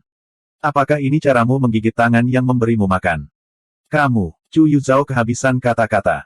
Bagaimana dia bisa menjadi tandingan seseorang seperti Qiu Honglei, saintes Sekte Iblis yang bahkan tinggal di Immortal Abode untuk waktu yang lama? Kelopak mata Cuyan melompat ketika dia melihat bagaimana dia bersandar pada Zuan. Seharusnya aku membiarkan Suxi Cixin menangkapnya daripada membiarkannya pergi. Aku sangat marah. Dia berbalik dengan wajah tanpa ekspresi. Yuzhao, ayo pergi. Chu Yuzhao sedikit tidak senang dengan hasil ini. Kakak, kamu adalah kekasih utamanya. Bagaimana Anda bisa membiarkan jalang ini pergi? Tetapi ketika dia melihat seberapa cepat kakak perempuannya pergi, dia masih mengikutinya ketika dia mengukur jarak antara dirinya dan Qiu Honglei. Zuan hendak menjelaskan, tapi Qiu Honglei menahannya. Su, bisakah kamu membawakanku air untuk mencuci muka? Saya merasa seperti ada koreng yang terbentuk di wajah saya. Cuyan, yang baru saja mencapai pintu masuk, tiba-tiba berhenti. Dia mengambil napas dalam-dalam, dan kemudian dia melanjutkan tanpa berbalik. Anda telah berhasil mengendalikan Cuyan untuk plus 999 poin kemarahan. Ketika dia melihat ekspresi penuh harap dan memohon Qiu Honglei, Zuan menghela nafas. Setelah semua yang terjadi, dia akan tampak terlalu tidak berperasaan jika dia pergi sekarang. Baiklah, aku akan mengambilkan air untukmu. Hati panik Qiu Honglei akhirnya tenang ketika dia mendengar apa yang dia katakan. Wajahnya berseri-seri dengan senyuman. Honglei, kita semua bisa akur, mengapa kamu harus mengatakan hal-hal kasar seperti itu? Zuan membantunya mencuci muka sambil mengatakan ini dengan murung. Bab 636, Papan Nama. Qiu Honglei mendengus. Aku tidak tahan dengan sikapnya yang benar. Itu adalah satu hal ketika saya mengunjungi Chu Manor terakhir kali. Dia memang istrimu saat itu, tapi klan Chu sudah meninggalkanmu demi mereka sendiri, jadi bagaimana aku bisa membiarkannya lolos begitu saja? Zuan menghela nafas. Ini tidak seperti yang kamu pikirkan. Itu adalah pilihan terbaik saat itu, dan klan Chu membantu saya secara pribadi sesudahnya. Petik 2. Qiu Honglei cemberut. Aku masih merasa mereka meninggalkanmu. Zuan terdiam. Dia mengerti bahwa semua keputusan yang dibuat oleh klan harus mempertimbangkan manfaat kebanyakan orang. Mereka pasti tidak bisa bertindak berdasarkan keinginan egois mereka sendiri, jadi dia mengerti mengapa klan Chu melakukan apa yang mereka lakukan. Namun, pemahaman adalah pemahaman. Dia juga tidak merasa terlalu baik tentang ini. Dia menemukan bahwa setelah tiba di dunia ini, dia tidak pernah memiliki keluarga sejati. Qiu Honglei memegang tangannya ketika dia melihat penampilannya yang sedih. Oke, motifku juga tidak begitu murni. Aku hanya tidak ingin melihatnya bertingkah sombong. Zuan tersenyum dan menariknya ke pelukannya. Kamu monster sekte iblis, kan? Sangat wajar bagimu untuk melakukan hal seperti ini. Setelah melakukan apa yang baru saja mereka lakukan, hubungan mereka membaik secara drastis. Qiu Honglei juga bersandar dengan nyaman ke pelukannya untuk melanjutkan kasih sayang mereka yang baru saja berakhir. Namun, Zuan tidak melupakan tujuannya untuk meninggalkan istana. Dia membeli tempat tidur gantung dari toko di jalan. Qiu Honglei menemaninya. Dia terkejut ketika dia melihat ini. Kenapa kamu membeli ini? Untuk tuanmu tentu saja. Cukup canggung bagi seorang pria dan wanita untuk hidup bersama. Zuan menjelaskan. Mata Qiu Honglei melebar. Kamu tidur di ranjang yang sama dengan tuan tadi malam. Wajah Zuan memanas. Bagaimana dia bisa berani mengakui hal seperti ini? Dia dengan cepat berkata, tidak mungkin. Bahkan jika aku mau, apakah tuanmu akan setuju? Qiu Honglei tersenyum. Kamu benar. Akan lebih masuk akal baginya untuk membunuhmu dengan satu pukulan. Zuan berpikir dalam hati, itu bukan hanya pukulan, dia masih sakit karena tendangannya pagi ini. Zuan harus pergi ke Istana Timur untuk bekerja setelah dia membeli tempat tidur gantung. Ada sesuatu yang begitu besar yang terjadi di Istana Timur kemarin, jadi akan buruk jika Sekretaris Putra Mahkota tidak muncul. Keduanya dengan enggan berpisah. Qiu Honglei menghela nafas saat dia melihat sosoknya yang mundur. Dia tidak tahu apa yang sebenarnya terjadi padanya hari ini. Dia jelas tidak boleh begitu dekat dengannya karena teknik kultivasinya, namun dia hanya harus berdebat dengan Cucuyan. Tetapi ketika dia mengingat sikapnya terakhir kali dia mengunjungi klan Chu, dia masih merasa tidak enak. Dia akhirnya merasa lebih baik setelah menghadapinya secara langsung hari ini. Zuan terus menerima poin kemarahan Cucuyan sepanjang jalan menuju Istana Kekaisaran. Dia berpikir pada dirinya sendiri bahwa dia benar-benar membuatnya kesal. Dia harus menemukan cara untuk meredakan amarahnya. Tapi dia punya pekerjaannya untuk diurus terlebih dahulu.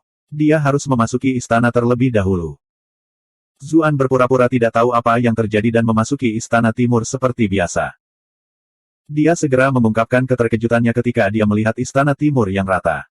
Seseorang berbicara dari samping. Bukankah ini Tuan Su?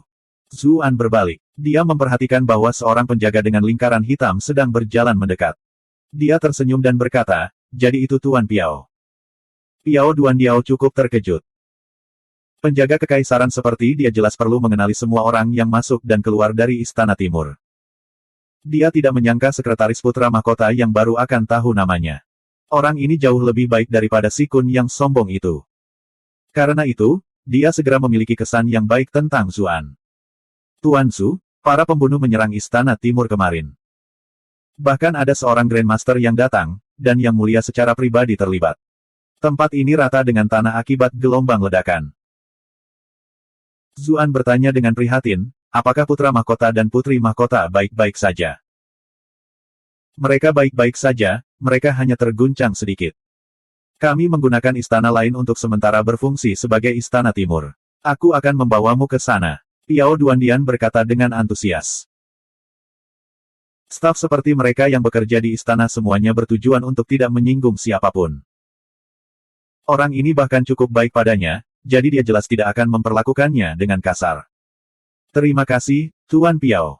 Zuan menangkupkan tangannya. Setelah interaksi kemarin, dia tahu bahwa ini adalah orang yang suka menjadi pusat perhatian, jadi dia jelas akan beradaptasi. Piao Duandiao merasa luar biasa ketika mendengar Zuan memanggilnya Sir Piao. Ekspresinya menjadi lebih dan lebih ramah. Keduanya mulai mengobrol santai. Piao Duandiao semakin merasa bahwa sekretaris baru ini adalah orang yang baik. Dia akan memperkenalkan sekretaris ini pada Jiao Sigun lain kali. Mereka dengan cepat tiba di Istana Timur yang baru. Zuan mengunjungi Putra Mahkota terlebih dahulu, tetapi si gemuk tadi malam sangat khawatir sehingga dia benar-benar putus asa hari ini.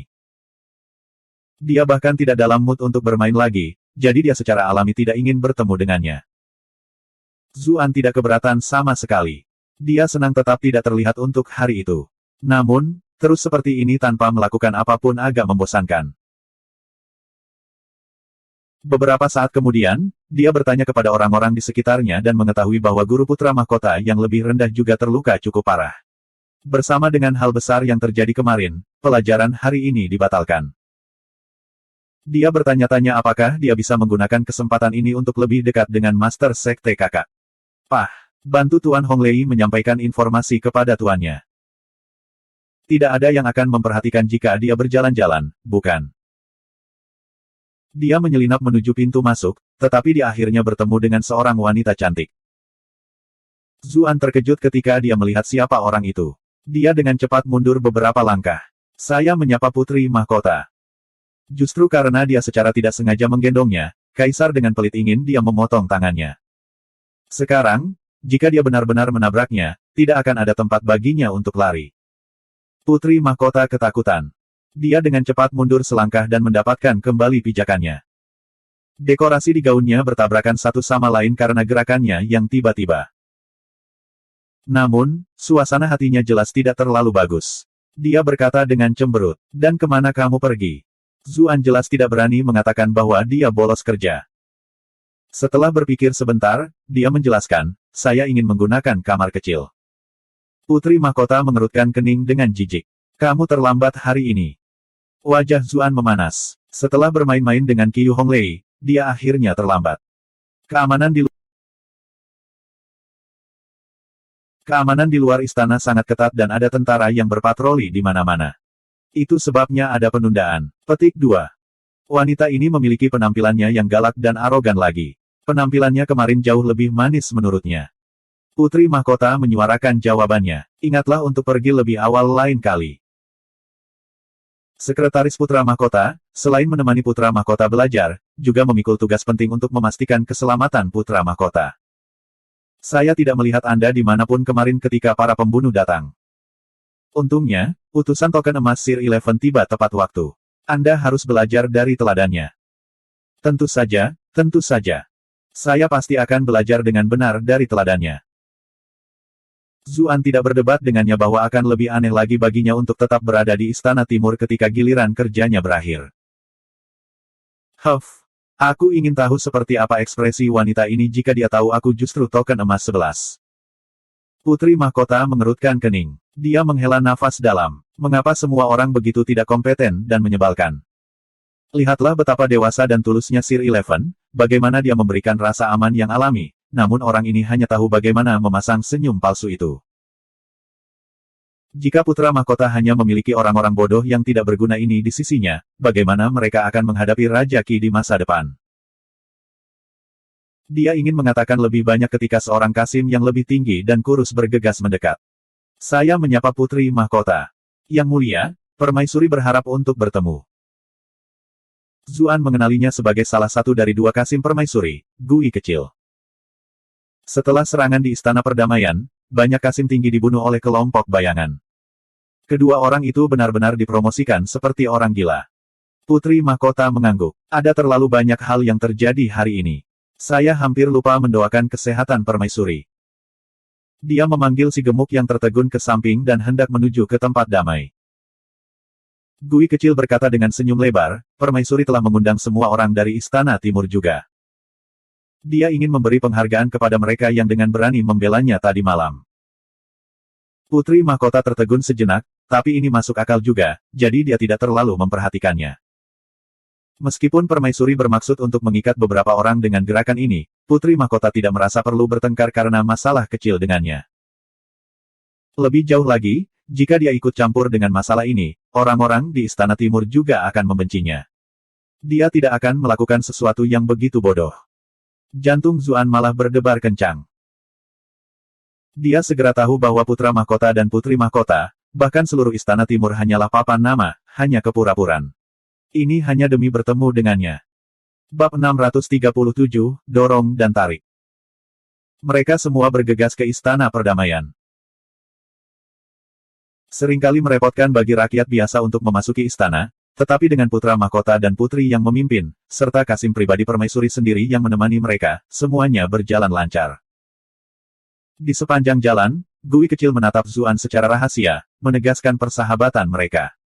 Saat dia melewati Zuan, dia berbicara dengan suara pelan, "Terima kasih, tuanku, karena telah menyelamatkan hidupku." Mereka yang bekerja di istana biasanya adalah orang-orang yang tajam. Dia jelas tahu bahwa dia hampir dibungkam kemarin, dan hanya hidup karena Zuan. Tidak hanya itu, dia bahkan dipromosikan ke stasiun Kasim pribadi permaisuri. Zuan tersenyum. "Kau terlalu baik," jawabnya. "Kami hanya saling membantu." Inilah yang ingin didengar Gui kecil. Dia lebih gembira dengan kurangnya arogansi dalam sikap pihak lain. Kita harus menemukan kesempatan untuk tumbuh lebih dekat di masa depan. Dia tidak berani berbicara terlalu lama, terutama dengan begitu banyak orang di sekitar mereka. Dengan kata-kata terakhir ini, dia pindah ke depan parti untuk memimpin.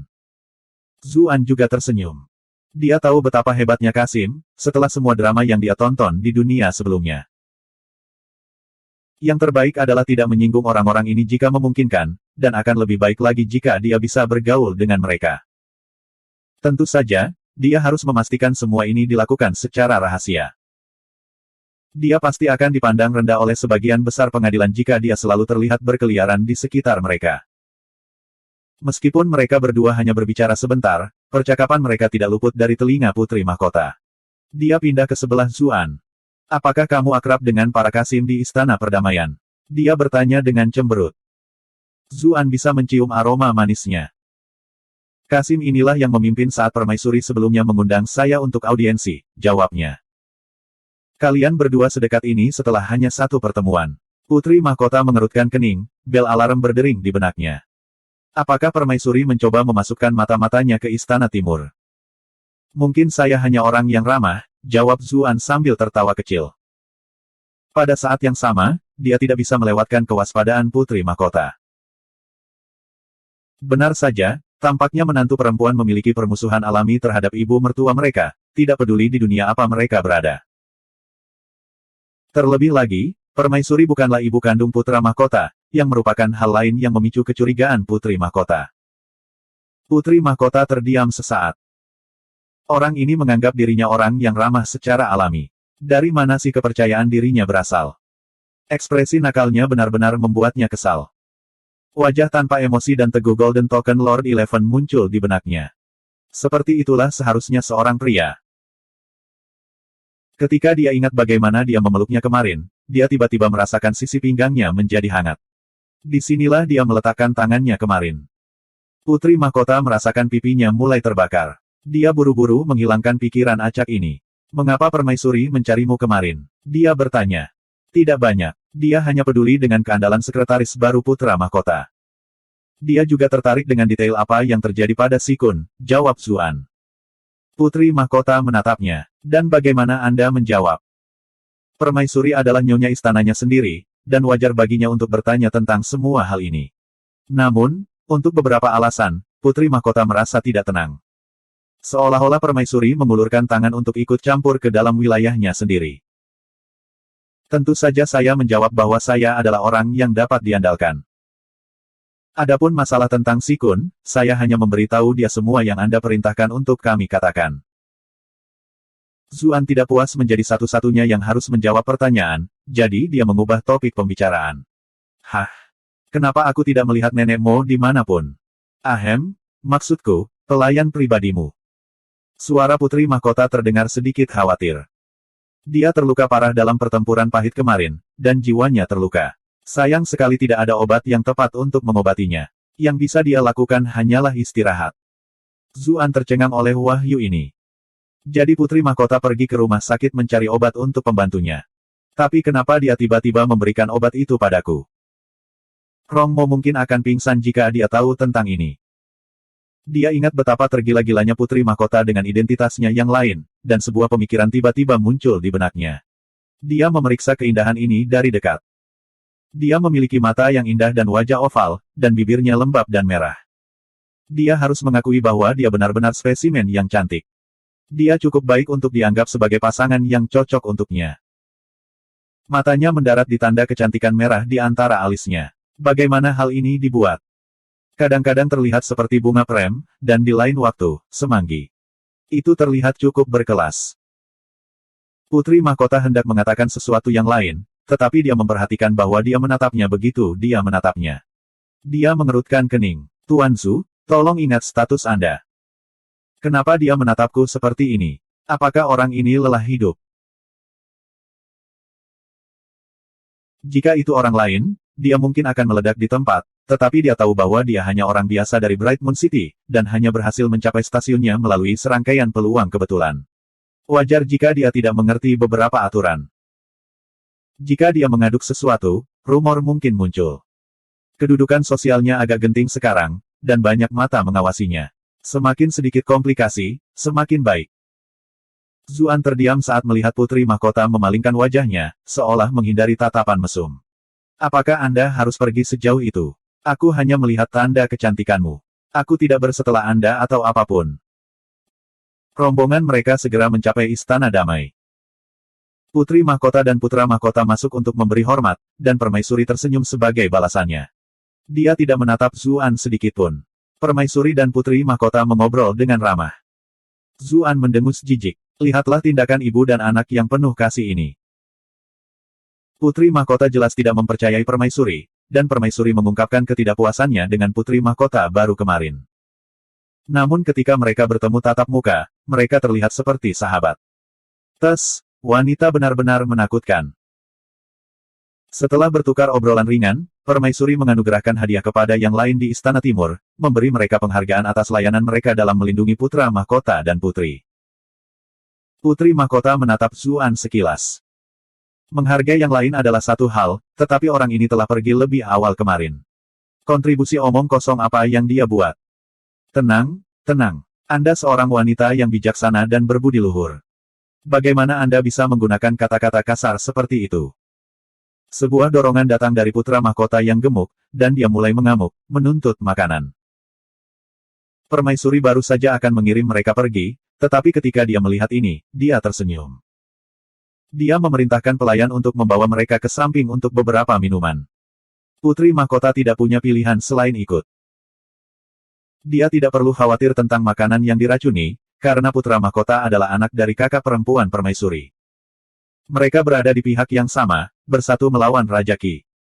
Cara suaminya, dalam nama saja, menghirup makanan itu benar-benar memalukan. Sayangnya, dia tidak bisa mengungkapkan perasaannya yang sebenarnya, dan memaksa dirinya untuk menatap kosong ke satu sisi. Lord Eleven, yang telah menyelamatkannya dari krisis berbahaya, tanpa disadari muncul di benaknya lagi, dan dia menghela nafas dalam.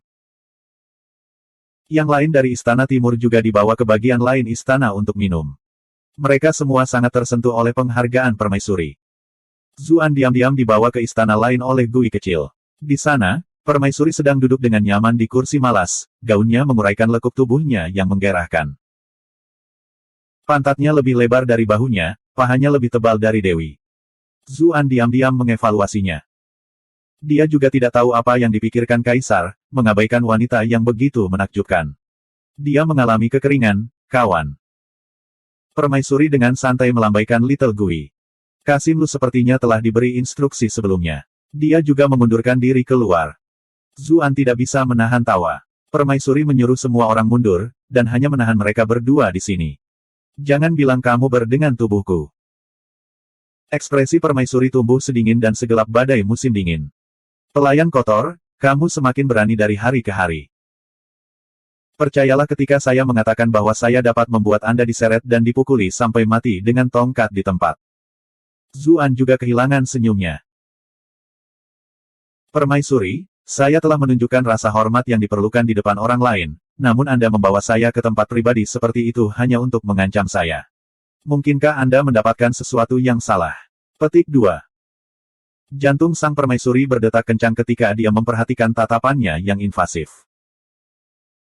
Untuk beberapa alasan, hatinya, yang telah kering terlalu lama, merasa seolah-olah telah disiram oleh hujan musim semi yang masih muda. Dia meluruskan agak tidak wajar, dan suaranya kehilangan sebagian dari tepinya.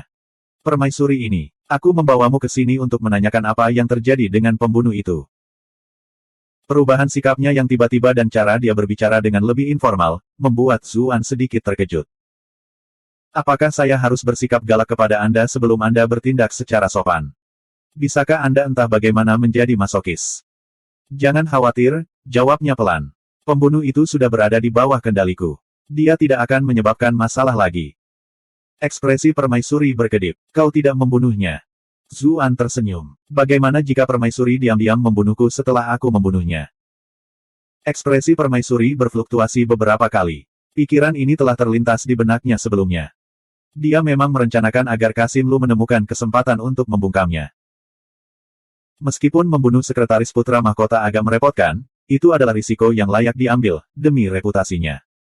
Dia tidak ingin ada orang yang memiliki pengaruh terhadapnya. Tenang, kata Zuan. Selama saya aman dan sehat, orang itu akan selalu berada di bawah kendali saya. Tetapi jika sesuatu terjadi pada saya tidak bisa berjanji bahwa rumor tidak akan muncul di mana-mana. Anda telah berhasil mengendalikan Liu Ning untuk 444 poin kemarahan. Permaisuri menggertakkan giginya karena marah. Dia jelas tahu bahwa dia mengancamnya, tetapi yang terburuk, dia tidak bisa berbuat apa-apa. Apakah kamu tahu bahwa kita berdua akan selesai jika pembunuh itu melarikan diri? Katanya muram. Saya telah membuat pengaturan yang sesuai. Tidak akan ada komplikasi, kata Zuan dengan penuh percaya diri. Saya harap Anda tidak mengecewakan saya. Nyah. Permaisuri menggosok pelipisnya. Dia merasa sangat jengkel. Wajah Zuan menjadi dingin. Dia maju selangkah dan mencubit pipinya. Wanita, jangan bicara seperti itu padaku. Dia tahu bahwa, dalam hubungan yang aneh ini, semakin lemah dia muncul, semakin mudah baginya untuk melangkahi dia. Dia harus mengambil inisiatif untuk mengendalikan situasi. Permaisuri tercengang. Dia tidak pernah berpikir bahwa orang ini akan berani bersikap kasar padanya. Bab 638, Gerakan Mematikan. Omong kosong sebelumnya adalah selama serangan para pembunuh. Tidak ada yang memperhatikan sisi ini saat itu. Tapi sekarang, putra mahkota dan putri tidak jauh, dan orang-orang Istana Timur juga ada di luar. Kasim Lu dan yang lainnya menjaga pintu masuk. Beraninya dia. Tapi untuk beberapa alasan, perasaan tertekan ini benar-benar pengalaman baru baginya.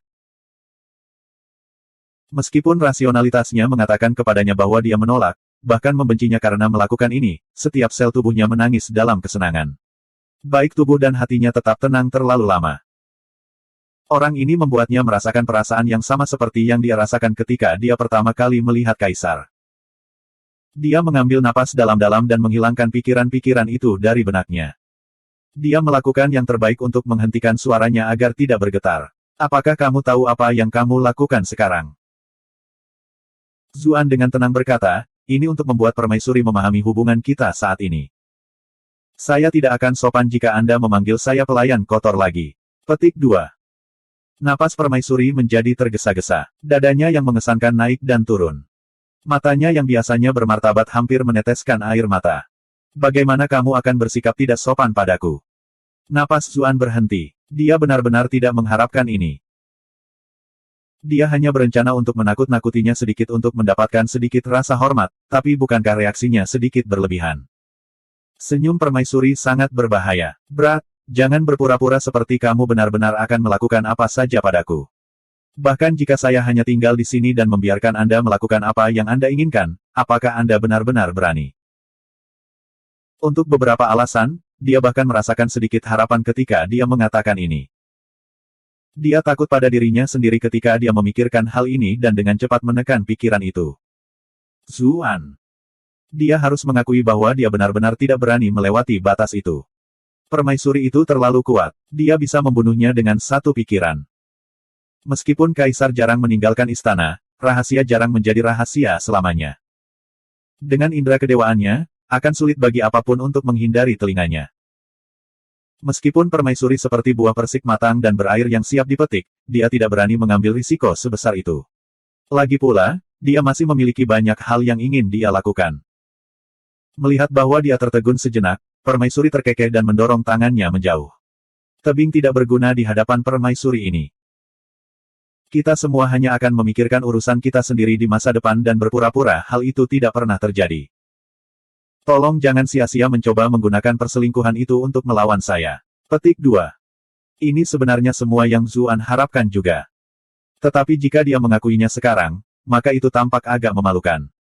Wanita dewasa sama sekali tidak seperti gadis muda. Sai, kenapa aku merasa seperti dipermainkan? Ini sangat memalukan. Pada saat ini, seseorang tiba-tiba masuk dari pintu masuk. Zuan dan Permaisuri segera meluruskan sosok mereka dan memperlebar jarak. Permaisuri tidak senang. Kenapa kamu masuk ke dalam? Orang yang datang sebenarnya adalah Kasim Lu. Matanya yang seperti elang menatap Zuan. Permaisuri, apakah Anda ingin pelayan tua ini membunuhnya? Zuan terkejut. Ini adalah lawan di peringkat ke-9. Pintu masuknya juga sangat dekat. Jika dia ingin mendengarkan, maka dia dapat dengan mudah mendengar apa yang terjadi di dalam. Aku terlalu ceroboh. Tapi dia tidak begitu takut. Dengan kultivasinya saat ini, meskipun dia tidak bisa menang melawan Kasim tua ini, tidak terlalu sulit baginya untuk melindungi dirinya sendiri. Selain itu, tidak mungkin Permaisuri ingin masalah ini keluar, jadi dia tidak akan meminta bantuan orang lain.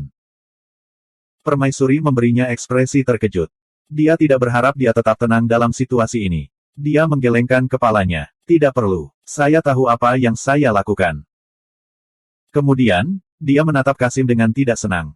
Bukankah aku sudah menyuruhmu menunggu di luar? Siapa yang menyuruhmu masuk sendiri? Ekspresi seram Kasim Lu segera berubah menjadi senyum minta maaf. Yang mulia, itu karena saya baru saja menerima beberapa informasi penting yang perlu Anda ketahui. Zuan benar-benar terdiam. Ekspresi orang ini berubah terlalu cepat, kan? Sim benar-benar jenis yang berbeda. Terus Butliking saya kira, tidak peduli bagaimana Anda menjilat, Anda tidak akan mendapatkan satu remah pun. Kalau begitu bicaralah. Permaisuri memulihkan sikap apatis awalnya dan berbaring di kursinya. Mata Kasim Lu terbakar dengan gairah ketika dia melihat lekuk tubuhnya yang indah. Sayangnya, api dengan cepat meredup ketika dia memikirkan sesuatu. Dia berbalik dan menatap Zuan, ekspresinya agak ragu-ragu. Tidak apa-apa, Tuan Zhu akan menjadi salah satu dari kita di masa depan. Permaisuri tertawa. Dia tidak keberatan menggunakan hal-hal sepele ini untuk mendekatkan Zuan. Zuan terdiam saat melihat mata penuh permusuhan dari Kasim Lu. Bro, kamu bahkan tidak punya pipi, mengapa kamu memperlakukan semua orang sebagai sainganmu dalam cinta? Kasim Lu berkata, melaporkan kepada Permaisuri, Jenderal Pengawal Kiri Cheng Xiong saat ini sedang menyelidiki utusan bordir di dalam istana. Menyelidiki utusan bordir, apa dia sudah gila? Permaisuri tercengang. Utusan bordir adalah ajudan terpercaya Kaisar. Dari mana Cheng Xiong mendapatkan keberanian untuk melakukan ini? Zuan panik di dalam. Dia secara tidak sadar merasa ini adalah skema yang diarahkan padanya. Kasim Lu kemudian menjawab, kami menerima informasi bahwa ada seorang pembunuh yang mengenakan seragam utusan bersulam. Itu sebabnya jumlah seragam utusan bordir sedang diperiksa. Mereka yang berada di pihak utusan bordir tidak senang dengan ini dan saat ini menentangnya. Zuan merasa seolah-olah seember air dingin ditumpahkan padanya. Dia langsung bereaksi. Cheng Xiong mengejarnya. Cheng Xiong kembali dengan semangat rendah setelah gagal tadi malam, tapi dia pasti memutuskan untuk membalas lebih kuat hari ini. Kali ini, penyelidikannya sangat teliti. Dia bahkan berhasil mengetahui bahwa dia menggunakan seragam utusan bordirnya untuk mengirim Snow keluar. Sepertinya dia menentang utusan bordir lainnya, tetapi pada kenyataannya, ini adalah serangan mematikan terhadapnya. Yun Jianyu masih bersembunyi di rumahnya. Untungnya, dia bisa lolos dari deteksi kemarin, tetapi mungkin tidak mudah baginya untuk lolos jika mereka melanjutkan pencarian hari ini. Apa yang saya lakukan? Apa yang harus saya lakukan sekarang? Pikirannya bergerak dengan kecepatan kilat. Pada saat yang sama, dia agak menyesal. Dia akhirnya memandang rendah kecerdasan orang-orang di dunia ini. Ini bukan efek dari novel dan game yang dia mainkan. Ini semua adalah orang-orang yang cukup tajam untuk duduk di posisi mereka. Dia dengan cepat memikirkan tindakan pencegahan. Pikiran pertamanya adalah menggunakan Permaisuri untuk meminta bantuan, tetapi apa yang harus dia katakan? Jika dia tidak mengungkapkan identitasnya sebagai utusan bersulam, mengapa Permaisuri membantu utusan bersulam yang tidak terkait? Tetapi jika dia memberitahu dia tentang identitasnya yang lain, bagaimana dia bisa menjelaskan kepadanya bahwa dia membawa seorang pembunuh? Dia mungkin berasumsi bahwa dia mengenal para pembunuh. Hal-hal akan menjadi lebih bermasalah saat itu. Selanjutnya, dia memiliki klan Liu di belakangnya. Setelah mengetahui statusnya sebagai utusan bordir, sulit untuk memastikan bahwa dia tidak akan memberi tahu klan. Itu akan membuat segalanya lebih berbahaya baginya, karena Kaisar dan Raja Qi ingin dia pergi. Haruskah dia menghubungi Suxi Cixin? Dia tidak akan membiarkan orang lain memanjatnya begitu saja. Selanjutnya, mereka mengobrol dan bergaul dengan cukup baik kemarin. Tidak mungkin, tidak mungkin. Segalanya akan menjadi lebih rumit jika rubah tua Suxi Cixin mengetahui bahwa dia melepaskan seorang pembunuh. Sementara dia berpikir, permaisuri yang berbaring di kursinya berkata sambil tersenyum, Cheng Xiong adalah seseorang di bawah Raja Qi. Dia khawatir Yang Mulia akan menggunakan ini sebagai kesempatan untuk memindahkannya dari posisi pentingnya, jadi dia sudah mencoba semua yang dia bisa. Tidak apa-apa, biarkan dia dan utusan bordir melakukan pertempuran udara kecil mereka. Zuan terkejut. Cheng Xiong adalah seseorang di bawah faksi Raja Qi. Tidak heran dia sangat peduli dengan penyelidikan ini. Tunggu, ada yang bisa kulakukan. Permaisuri, jika tidak ada yang lain, maka saya pergi dulu. Zuan membungkuk kepada permaisuri lagi. Dia harus menunjukkan etiket yang tepat padanya di depan orang lain. Kasim Lu, kirim dia keluar untukku. Permaisuri melambaikan tangannya. Dia sepertinya tidak ingin berinteraksi dengan Kasim Lu secara pribadi lagi. Dipahami. Kasim Lu membawa Zuan keluar dari gerbang. Ekspresinya agak mengerikan. Aku menyentuh Dewi yang dia impikan setiap malam, jadi itu normal baginya untuk membenciku. Sepertinya tidak ada yang cocok dengannya. Ketika mereka meninggalkan ruangan, Kasim Lu menutup pintu. Dia ingin mengatakan sesuatu tetapi kemudian ragu-ragu. Pada akhirnya, dia masih berkata, kamu benar-benar penjahat tanpa nyali. Apakah Anda benar-benar takut pada Yang Mulia tahu? Petik 2. Zuan tercengang ketika dia melihat bagaimana orang ini kesal, namun tidak bertindak. Ini bukan yang dia harapkan. Mengapa dia merasa Kasim ini benar-benar mendukung tindakannya? Bukankah dia selalu menyukai permaisuri itu? Mengapa dia membiarkan pria lain mendekatinya? Dia bahkan terlihat sangat bersemangat. Kasim Lu, atau mungkin Kasim Hijau. Bab 639, Bunuh Penjahat. Zuan tersenyum malu. Kasim telah salah paham. Saya sangat menghormati permaisuri. Mengapa saya melakukan sesuatu yang menyinggung perasaannya? Petik 2. Kasim Lu menyeringai. Zuan benar-benar tidak ingin berbicara terlalu banyak dengan tua ini. Setelah beberapa kalimat lagi, dia mengucapkan selamat tinggal padanya. Dia dengan cepat tiba di ruang samping. Putra mahkota sedang menjejali wajahnya, mulut dan jari-jarinya berlumuran minyak. Ekspresi putri mahkota benar-benar dingin. Dia jelas ingin menguliahi putra mahkota, namun dia khawatir ini adalah istana perdamaian, jadi buruk jika orang lain melihatnya menguliahi putra mahkota. Dia hanya bisa menahan semuanya, tetapi semakin dia bertahan, semakin marah dia. Dia berkata sambil mencibir, Putra Mahkota, apakah kamu sudah selesai makan? Sudah waktunya bagi kita untuk kembali. Petik 2. Lemak itu menggelengkan kepalanya. Mereka bilang masih banyak makanan yang datang. Ada domba kukus, kukus kaki beruang, kukus ekor rusa, bebek panggang, ayam panggang, angsa panggang, babi rebus, bebek rebus, ayam rebus, daging rempah, daging kering udara, sosis, aneka sayuran, ayam asap, sup babi, lengket nasi bebek. Kelopak mata putri mahkota terbelalak saat mendengar semua ini. Orang ini bahkan tidak bisa mengingat lebih dari 3 kalimat dari 3 karakter klasik, namun dia ingat nama semua hidangan ini. Apakah Anda babi dalam kehidupan terakhir Anda? Ketika Zuan tiba, dia hampir melihat uap keluar dari kepalanya. Dia ragu-ragu. Apakah sekarang saat yang buruk untuk berbicara dengannya? Tetapi hal-hal saat ini mendesak. Dia tidak bisa diganggu dengan semua itu sekarang dan menguatkan dirinya. Putri Mahkota. Apa itu? Putri Mahkota sangat tidak senang. Zuan kesal. Wanita ini benar-benar berubah-ubah. Dia sangat baik ketika aku memakai topeng itu. Mengapa kamu benar-benar berbeda sekarang? Dia hanya bisa berkata dengan sabar, permaisuri memberi kami banyak hal, tapi aku bahkan tidak berada di Istana Timur kemarin. Saya merasa bersalah menerima semua ini. Jadi bagaimana kalau kita memberikannya kepada orang-orang yang benar-benar membutuhkan barang-barang ini?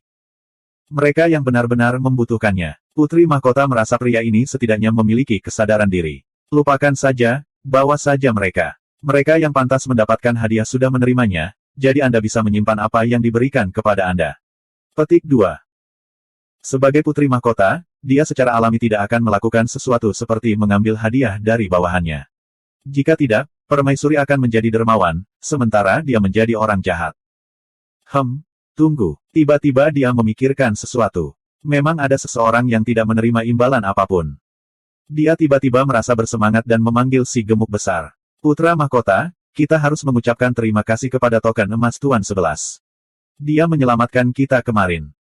Zuan yang gugup menghela nafas lega ketika dia mendengarnya mengatakan ini. Syukurlah Putri Mahkota itu pintar. Itu karena dia pintar sehingga meskipun Zuan ingin menyeret Putri Mahkota langsung untuk berurusan dengan Cheng Xiong, dia khawatir dia akan mencium sesuatu yang mencurigakan setelahnya. Dia tidak bisa membiarkan siapapun membuat hubungan sedikit pun antara Sekretaris Putra Mahkota dan Golden Token 11. Itulah mengapa dia hanya bisa membuat saran yang bijaksana dan membuat Putri Mahkota memikirkan Golden Token 11 sendiri. Dengan begitu, tidak akan ada masalah. Putra Mahkota benar-benar tenggelam dalam makanan sekarang. Ketika dia mendengar ini, dia melambaikan tangannya dan berkata, aku tidak akan pergi. Aku belum selesai makan. Makan, makan, makan, hanya itu yang kamu tahu caranya. Putri Mahkota akhirnya tidak bisa menahannya lagi. Wajahnya tertutup rasa jijik saat melihat Putra Mahkota bergoyang-goyang gemuk. Kamu bahkan tidak peduli dengan orang yang menyelamatkan hidupmu. Begitu Yang Mulia dan tutor yang lebih rendah mengetahui hal ini, mereka akan memarahimu lagi. Putra Mahkota melindungi makanan di depannya seolah-olah dia khawatir dia akan menggesek semuanya ke lantai. Lagi pula, itu bukan pertama kalinya dia melakukan itu.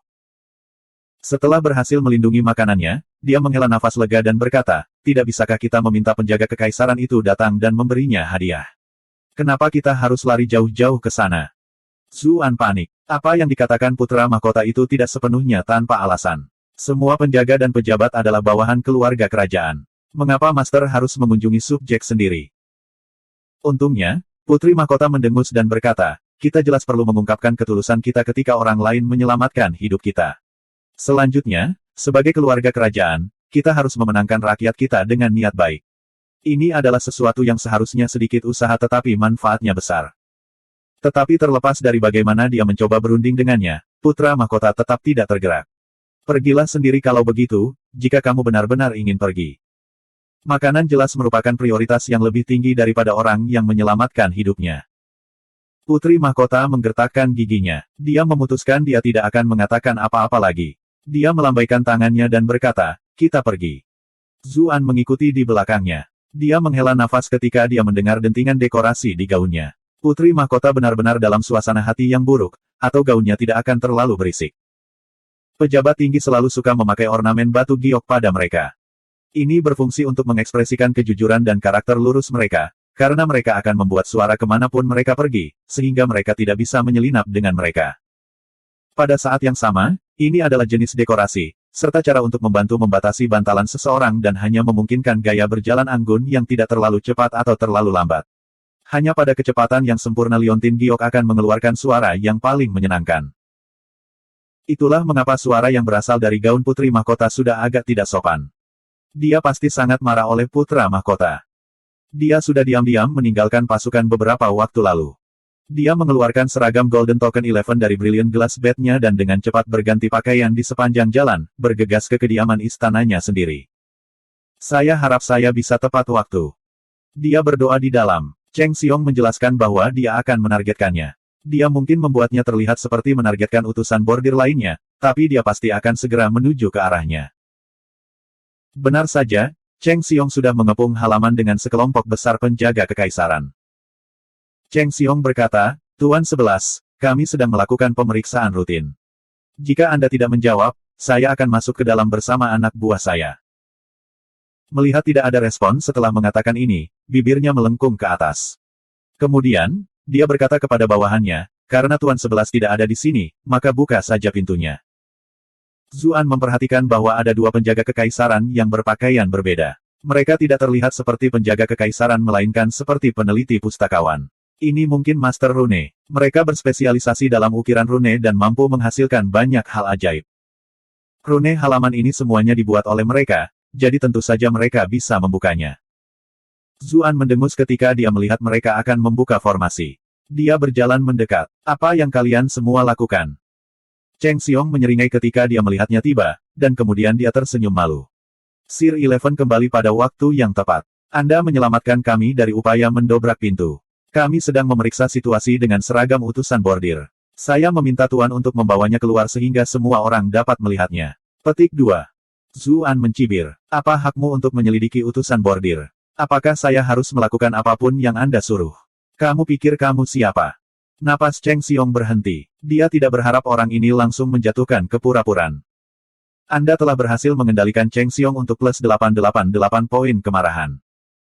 Jangan salahkan aku karena bersikap kasar kalau begitu. Ekspresi Cheng Xiong segera menjadi dingin. Para penjaga kekaisaran melaporkan melihat seseorang mengenakan seragam utusan bordir yang tidak seharusnya. Itulah mengapa kami sedang menyelidiki seragam utusan bordir. Zuan memotongnya. Apa lelucon? Karena penjaga istana menyadari bahwa itu adalah seorang pembunuh. Mengapa mereka tidak menangkapnya di tempat dan bersikeras melakukan semua ini setelah itu?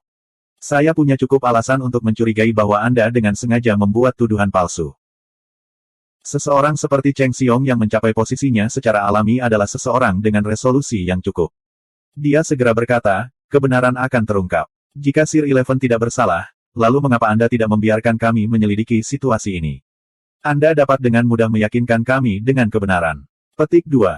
Zuan mencibir. Logika macam apa itu? Anda melemparkan kotoran ke wajah saya dan menuntut saya membuktikan bahwa saya tidak bersalah. Lalu bagaimana jika saya mengatakan bahwa Anda makan 2 mangkuk kotoran untuk sarapan, jadi perut Anda harus dipotong agar semua orang bisa melihatnya.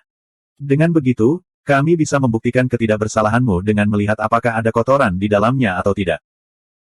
Penjaga kekaisaran di sekitarnya semua melakukan yang terbaik untuk menahan tawa mereka.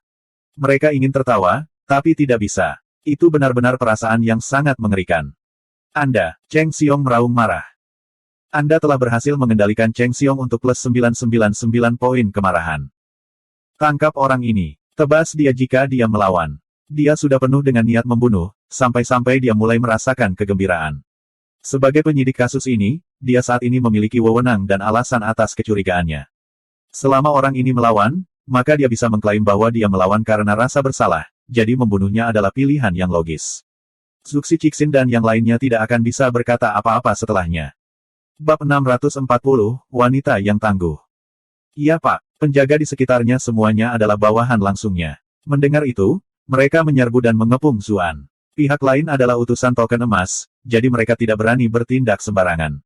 Namun, mereka memiliki jenderal yang memimpin mereka dan penjaga kekaisaran untuk mendukung mereka. Orang ini sendirian, jadi dia pasti sudah mati. Ekspresi Zuan sangat serius. Dia memfokuskan semua konsentrasinya dalam persiapan serangan mendadak. Suara arogan yang dingin terdengar di telinganya. Haruskah aku membantu? Zuan tidak bisa menahan tawa. Ternyata Yun Jianyu memperhatikan situasi sepanjang waktu. Dia terkekeh ketika dia memikirkan bagaimana dia mengintip melalui celah-celah pintu. Tidak perlu. Aku akan lebih mati jika kamu keluar sekarang. Zuan dengan cepat menjawab melalui Qi. Lelucon macam apa ini? Jika Yun Jianyu mengekspos dirinya sendiri, maka dia akan mati berkali-kali. Huff, kamu pasti mati jika aku tidak muncul. Yun Jianyu jelas tidak senang diperlakukan sebagai beban. Tenang, aku punya rencana. Zuan dengan cepat menjawab sambil melihat ke arah dengan gugup. Putri Mahkota, kenapa kamu belum datang? Pria masa depan Anda dalam bahaya. Seolah-olah dia mendengar doanya, sosok berpakaian mewah muncul di dekatnya. Zuan memikirkan sesuatu. Dia dengan keras memarahi, Cheng Xiong, apakah itu karena aku menyelamatkan Putri Mahkota dan menghancurkan rencanamu tadi malam sehingga kamu begitu bertekad untuk menyingkirkanku? Putri Mahkota mengerutkan kening ketika dia mendengar ini. Dia bingung mengapa ada begitu banyak penjaga kekaisaran yang mengelilingi tempat itu, tetapi dia segera sampai pada beberapa kesimpulan ketika dia mendengar suara ini. Dengan statusnya, dia secara alami mengerti bahwa Cheng Xiong adalah bagian dari faksi Raja Qi. Mungkinkah mereka benar-benar berada di balik serangan kemarin? Konflik antara Putra Mahkota dan Raja Qi sudah mencapainya. Tidak ada yang terlalu mengejutkan saat ini. Cheng Xiong hendak memberikan perintah untuk menyerang, tetapi ketika dia mendengar ini, dia terkejut dan marah. Omong kosong macam apa yang kamu semburkan? Anda telah berhasil mengendalikan Cheng Xiong untuk plus 444 plus 444 plus 444. Kata-kata yang diucapkan Zuan bisa membuatnya langsung mati. Jika dia melakukan tuduhan kriminal seperti ini, maka seluruh klannya akan dimusnahkan. Zuan berkata dengan dingin, tidak ada rahasia yang bisa tetap menjadi rahasia selamanya kecuali semua orang yang terlibat sudah mati. Jika ini bukan tujuan Anda, lalu mengapa Anda menuduh saya seolah-olah Anda kehilangan akal? Apakah token utusan emas ini mudah diganggu? Dengan ini, tentara Cheng Xiong tidak bisa tidak melihat jenderal mereka. Ini benar-benar sangat aneh. Utusan bordir adalah sosok yang biasanya dihindari. Sudah merupakan berkah jika utusan ini tidak datang mencarimu. Namun Anda sengaja memprovokasi salah satu dari mereka, apalagi utusan token emas. Cheng Xiong hampir meledak karena marah. Membingkai orang lain bukanlah hal baru baginya, tapi kali ini, dia benar-benar merasa Zuan curiga, bahwa dia ada hubungannya dengan para pembunuh. Namun sekarang, dialah yang dicurigai. Petik 2 tanda seru. Anda berani memfitnah nama saya. Mati. Dia mengacungkan pedangnya. Gelombang kekuatan yang melonjak membelah Zuan. Dia juga punya niat lain untuk melakukan ini. Dia ingin menyaksikan keterampilan tempur Zuan. Setelah terungkap bahwa dia berasal dari elemen api, selanjutnya mampu menggunakan pedang api tadi malam, maka itu akan membuktikan segalanya. Zuan mendengus. Dia mengirim telapak tangannya ke arah pedang. Sutra pemakan surga menyedot semua ki di pedangnya. Apa nama teknik ini? Cheng Xiong sangat bingung. Setiap kali mereka bertarung, kekuatannya tiba-tiba menghilang. Dia tahu bahwa dia mungkin tidak bisa mengalahkan lawannya 1 lawan 1. Apa yang kalian semua lihat? Serang dia. Penjaga kekaisaran istana semuanya memiliki teknik formasi yang mereka kuasai. Begitu mereka bertarung bersama, 1 lawan tidak memiliki peluang melawan mereka. Para penjaga itu sudah menyelesaikan formasi mereka. Mereka mengangkat busur mereka untuk menembak lawan mereka. Tiba-tiba, suara bermartabat terdengar dari samping. Berhenti. Apa yang kalian semua lakukan? Semua orang menoleh. Mereka segera membungkuk hormat ketika mereka melihat siapa itu. Kami menyambut Putri Mahkota. Cheng Xiong terkejut. Kenapa wanita ini ada di sini? Namun, dia membungkuk sekaligus, tidak berani menunjukkan kelalaian apapun. Mata Putri Mahkota dengan dingin mengamati tempat ini. Kalian semua benar-benar sesuatu. Saya tidak melihat Anda semua melakukan banyak hal ketika para pembunuh menyerang kemarin, namun bukankah Anda kuat dan bersemangat sekarang? Petik 2. Para penjaga kekaisaran semua malu setelah dikritik seperti ini oleh Putri Mahkota. Cheng Xiong relatif lebih tenang. Dia dengan cepat menjelaskan, Putri Mahkota telah salah paham. Kami hanya menyelidiki. Dia kemudian menjelaskan bagaimana penjaga gerbang istana memperhatikan bahwa ada seseorang yang berbaur dengan seragam utusan bordir. Putri Mahkota mendengus. Karena kamu tahu bahwa orang itu adalah seorang pembunuh, lalu mengapa kamu tidak menangkapnya? Zuan hampir tertawa terbahak-bahak. Itu gadisku. Pikirannya sama denganku. Cheng Xiong berhenti bernapas sejenak. Dia dengan cepat menjelaskan, kami baru tahu nanti. Putri Mahkota berbalik untuk menatap Zuan. Dia berpikir, Sir Eleven sama keren dan tampannya seperti yang saya ingat. Bibirnya tidak bisa membantu tetapi melengkung ke atas. Namun, ketika dia berbalik untuk melihat Cheng Xiong lagi, wajahnya menjadi jauh lebih tanpa emosi. Karena kamu tidak memperhatikan apapun saat itu, lalu bagaimana kamu bisa begitu yakin bahwa utusan bersulam ini adalah pembunuhnya? Apakah kalian semua punya bukti? Ini, Cheng Xiong terdiam. Bagaimanapun, ini semua hanya spekulasi pribadinya sendiri. Meskipun semuanya masuk akal, dia tidak memiliki bukti nyata. Alasan kami mencari seragam utusan bordir justru untuk mencari bukti. Mereka yang tidak bersalah pasti memiliki semua seragam mereka, sementara orang yang membantu seorang pembunuh melarikan diri kehilangan 1 set. Putri Mahkota menatap Zuan ketika dia melihat betapa tekadnya Cheng Xiong. Zuan mencibir dan berkata, saya sebelumnya sudah bertanya, bagaimana pernyataan sepihak Anda saja menuntut tidak bersalah. Di masa depan, dapatkah saya menuduh Anda melakukan kejahatan acak dan kemudian menjungkir-balikan seluruh rumah Anda sebagai hasilnya? Jenderal Cheng, bisakah kamu menerima hasil seperti ini? Pikiran Putri Mahkota bergerak cepat. Setelah pengingat Zuan sebelumnya, dia sekarang benar-benar curiga bahwa faksi Raja Qi sedang mencoba berurusan dengan mereka yang setia kepada Putra Mahkota. Memang, Jenderal Cheng, argumenmu tidak cukup meyakinkan. Cheng Xiong menahan amarahnya dan berkata, Putri Mahkota, Jenderal ini benar-benar tidak berbicara tanpa berpikir. Kemarin, ada penjaga yang berjalan di sekitar area ini dan kebetulan melihat 2 utusan bordir keluar dari rumahnya. Mereka bisa menjadi bukti. Semua orang tahu bahwa utusan bordir selalu bertindak sendiri, siapa yang akan mengundang yang lain ke kediaman pribadi mereka. Itulah mengapa yang satu lagi pasti seorang pembunuh. Dia mencibir. Saat Zuan gagal memberikan respon yang tepat, dia akan segera menutup kemenangan ini dan memaksanya untuk berbicara tentang identitas utusan bordir lainnya. Akan sulit baginya untuk melarikan diri saat itu. Putri Mahkota memandang Zuan dengan cemberut. Apakah hal semacam ini terjadi? Zuan menggelengkan kepalanya. Semua ini omong kosong. Kapan saya keluar dengan utusan bordir lainnya? Penjaga kekaisaran itu semua adalah bawahanmu, jadi mereka jelas akan melakukan apa yang kamu perintahkan. Jenderal Cheng, Anda benar-benar telah bertindak cukup jauh untuk menjebak saya. Petik 2. Cheng Xiong hampir memuntahkan darah. Pria ini berbohong melalui giginya. Ada seseorang yang tak tahu malu di dunia ini. Setiap kali dia menjebak orang lain, semuanya akan diatur dengan sempurna. Dia bisa menuduh orang lain bersalah bahkan jika mereka tidak bersalah. Namun hari ini, dia tahu bahwa orang ini bersalah, namun dia malah merasa tidak berdaya untuk menjatuhkannya. Anda telah berhasil mengatur Cheng Xiong untuk plus 999 plus 999 plus 999. Cheng Xiong dengan cepat berkata, Putri Mahkota, tolong jangan biarkan orang ini menipumu. Dia memiliki niat jahat dan telah berkolusi dengan para pembunuh. Dia pasti telah melakukan hal-hal yang mengerikan dalam konspirasi ini. Putri Mahkota memotongnya. Cukup. Jika Sir Eleven benar-benar berkolusi dengan para pembunuh, lalu mengapa dia pergi sejauh ini untuk menangkis para pembunuh dan menyelamatkanku? Ahem, dan Putra Mahkota. Cheng Xiong tanpa sadar menjawab, pembunuh oleh Istana Perdamaian dan Istana Timur mungkin tidak berasal dari kam yang sama. Dia telah berkolusi dengan para pembunuh dari Istana Perdamaian, tetapi itu tidak berarti bahwa dia berhubungan dengan para pembunuh dari Istana Timur. Ekspresi Putri Mahkota langsung tenggelam. Dia menyelamatkanku dan Putra Mahkota, namun berkolusi dengan para pembunuh Istana Perdamaian. Apakah Jenderal Cheng mengklaim bahwa kami ingin membunuh Permaisuri? Cheng Xiong merasa ngeri. Jenderal ini tidak berani. Bukan itu yang saya coba katakan. Petik 2. Dia ingin mengatakan sesuatu yang lain, tetapi dia segera dipotong oleh Putri Mahkota. Cukup, Tuan 11 adalah seseorang yang secara pribadi disetujui oleh Yang Mulia dan Suksi Cixin.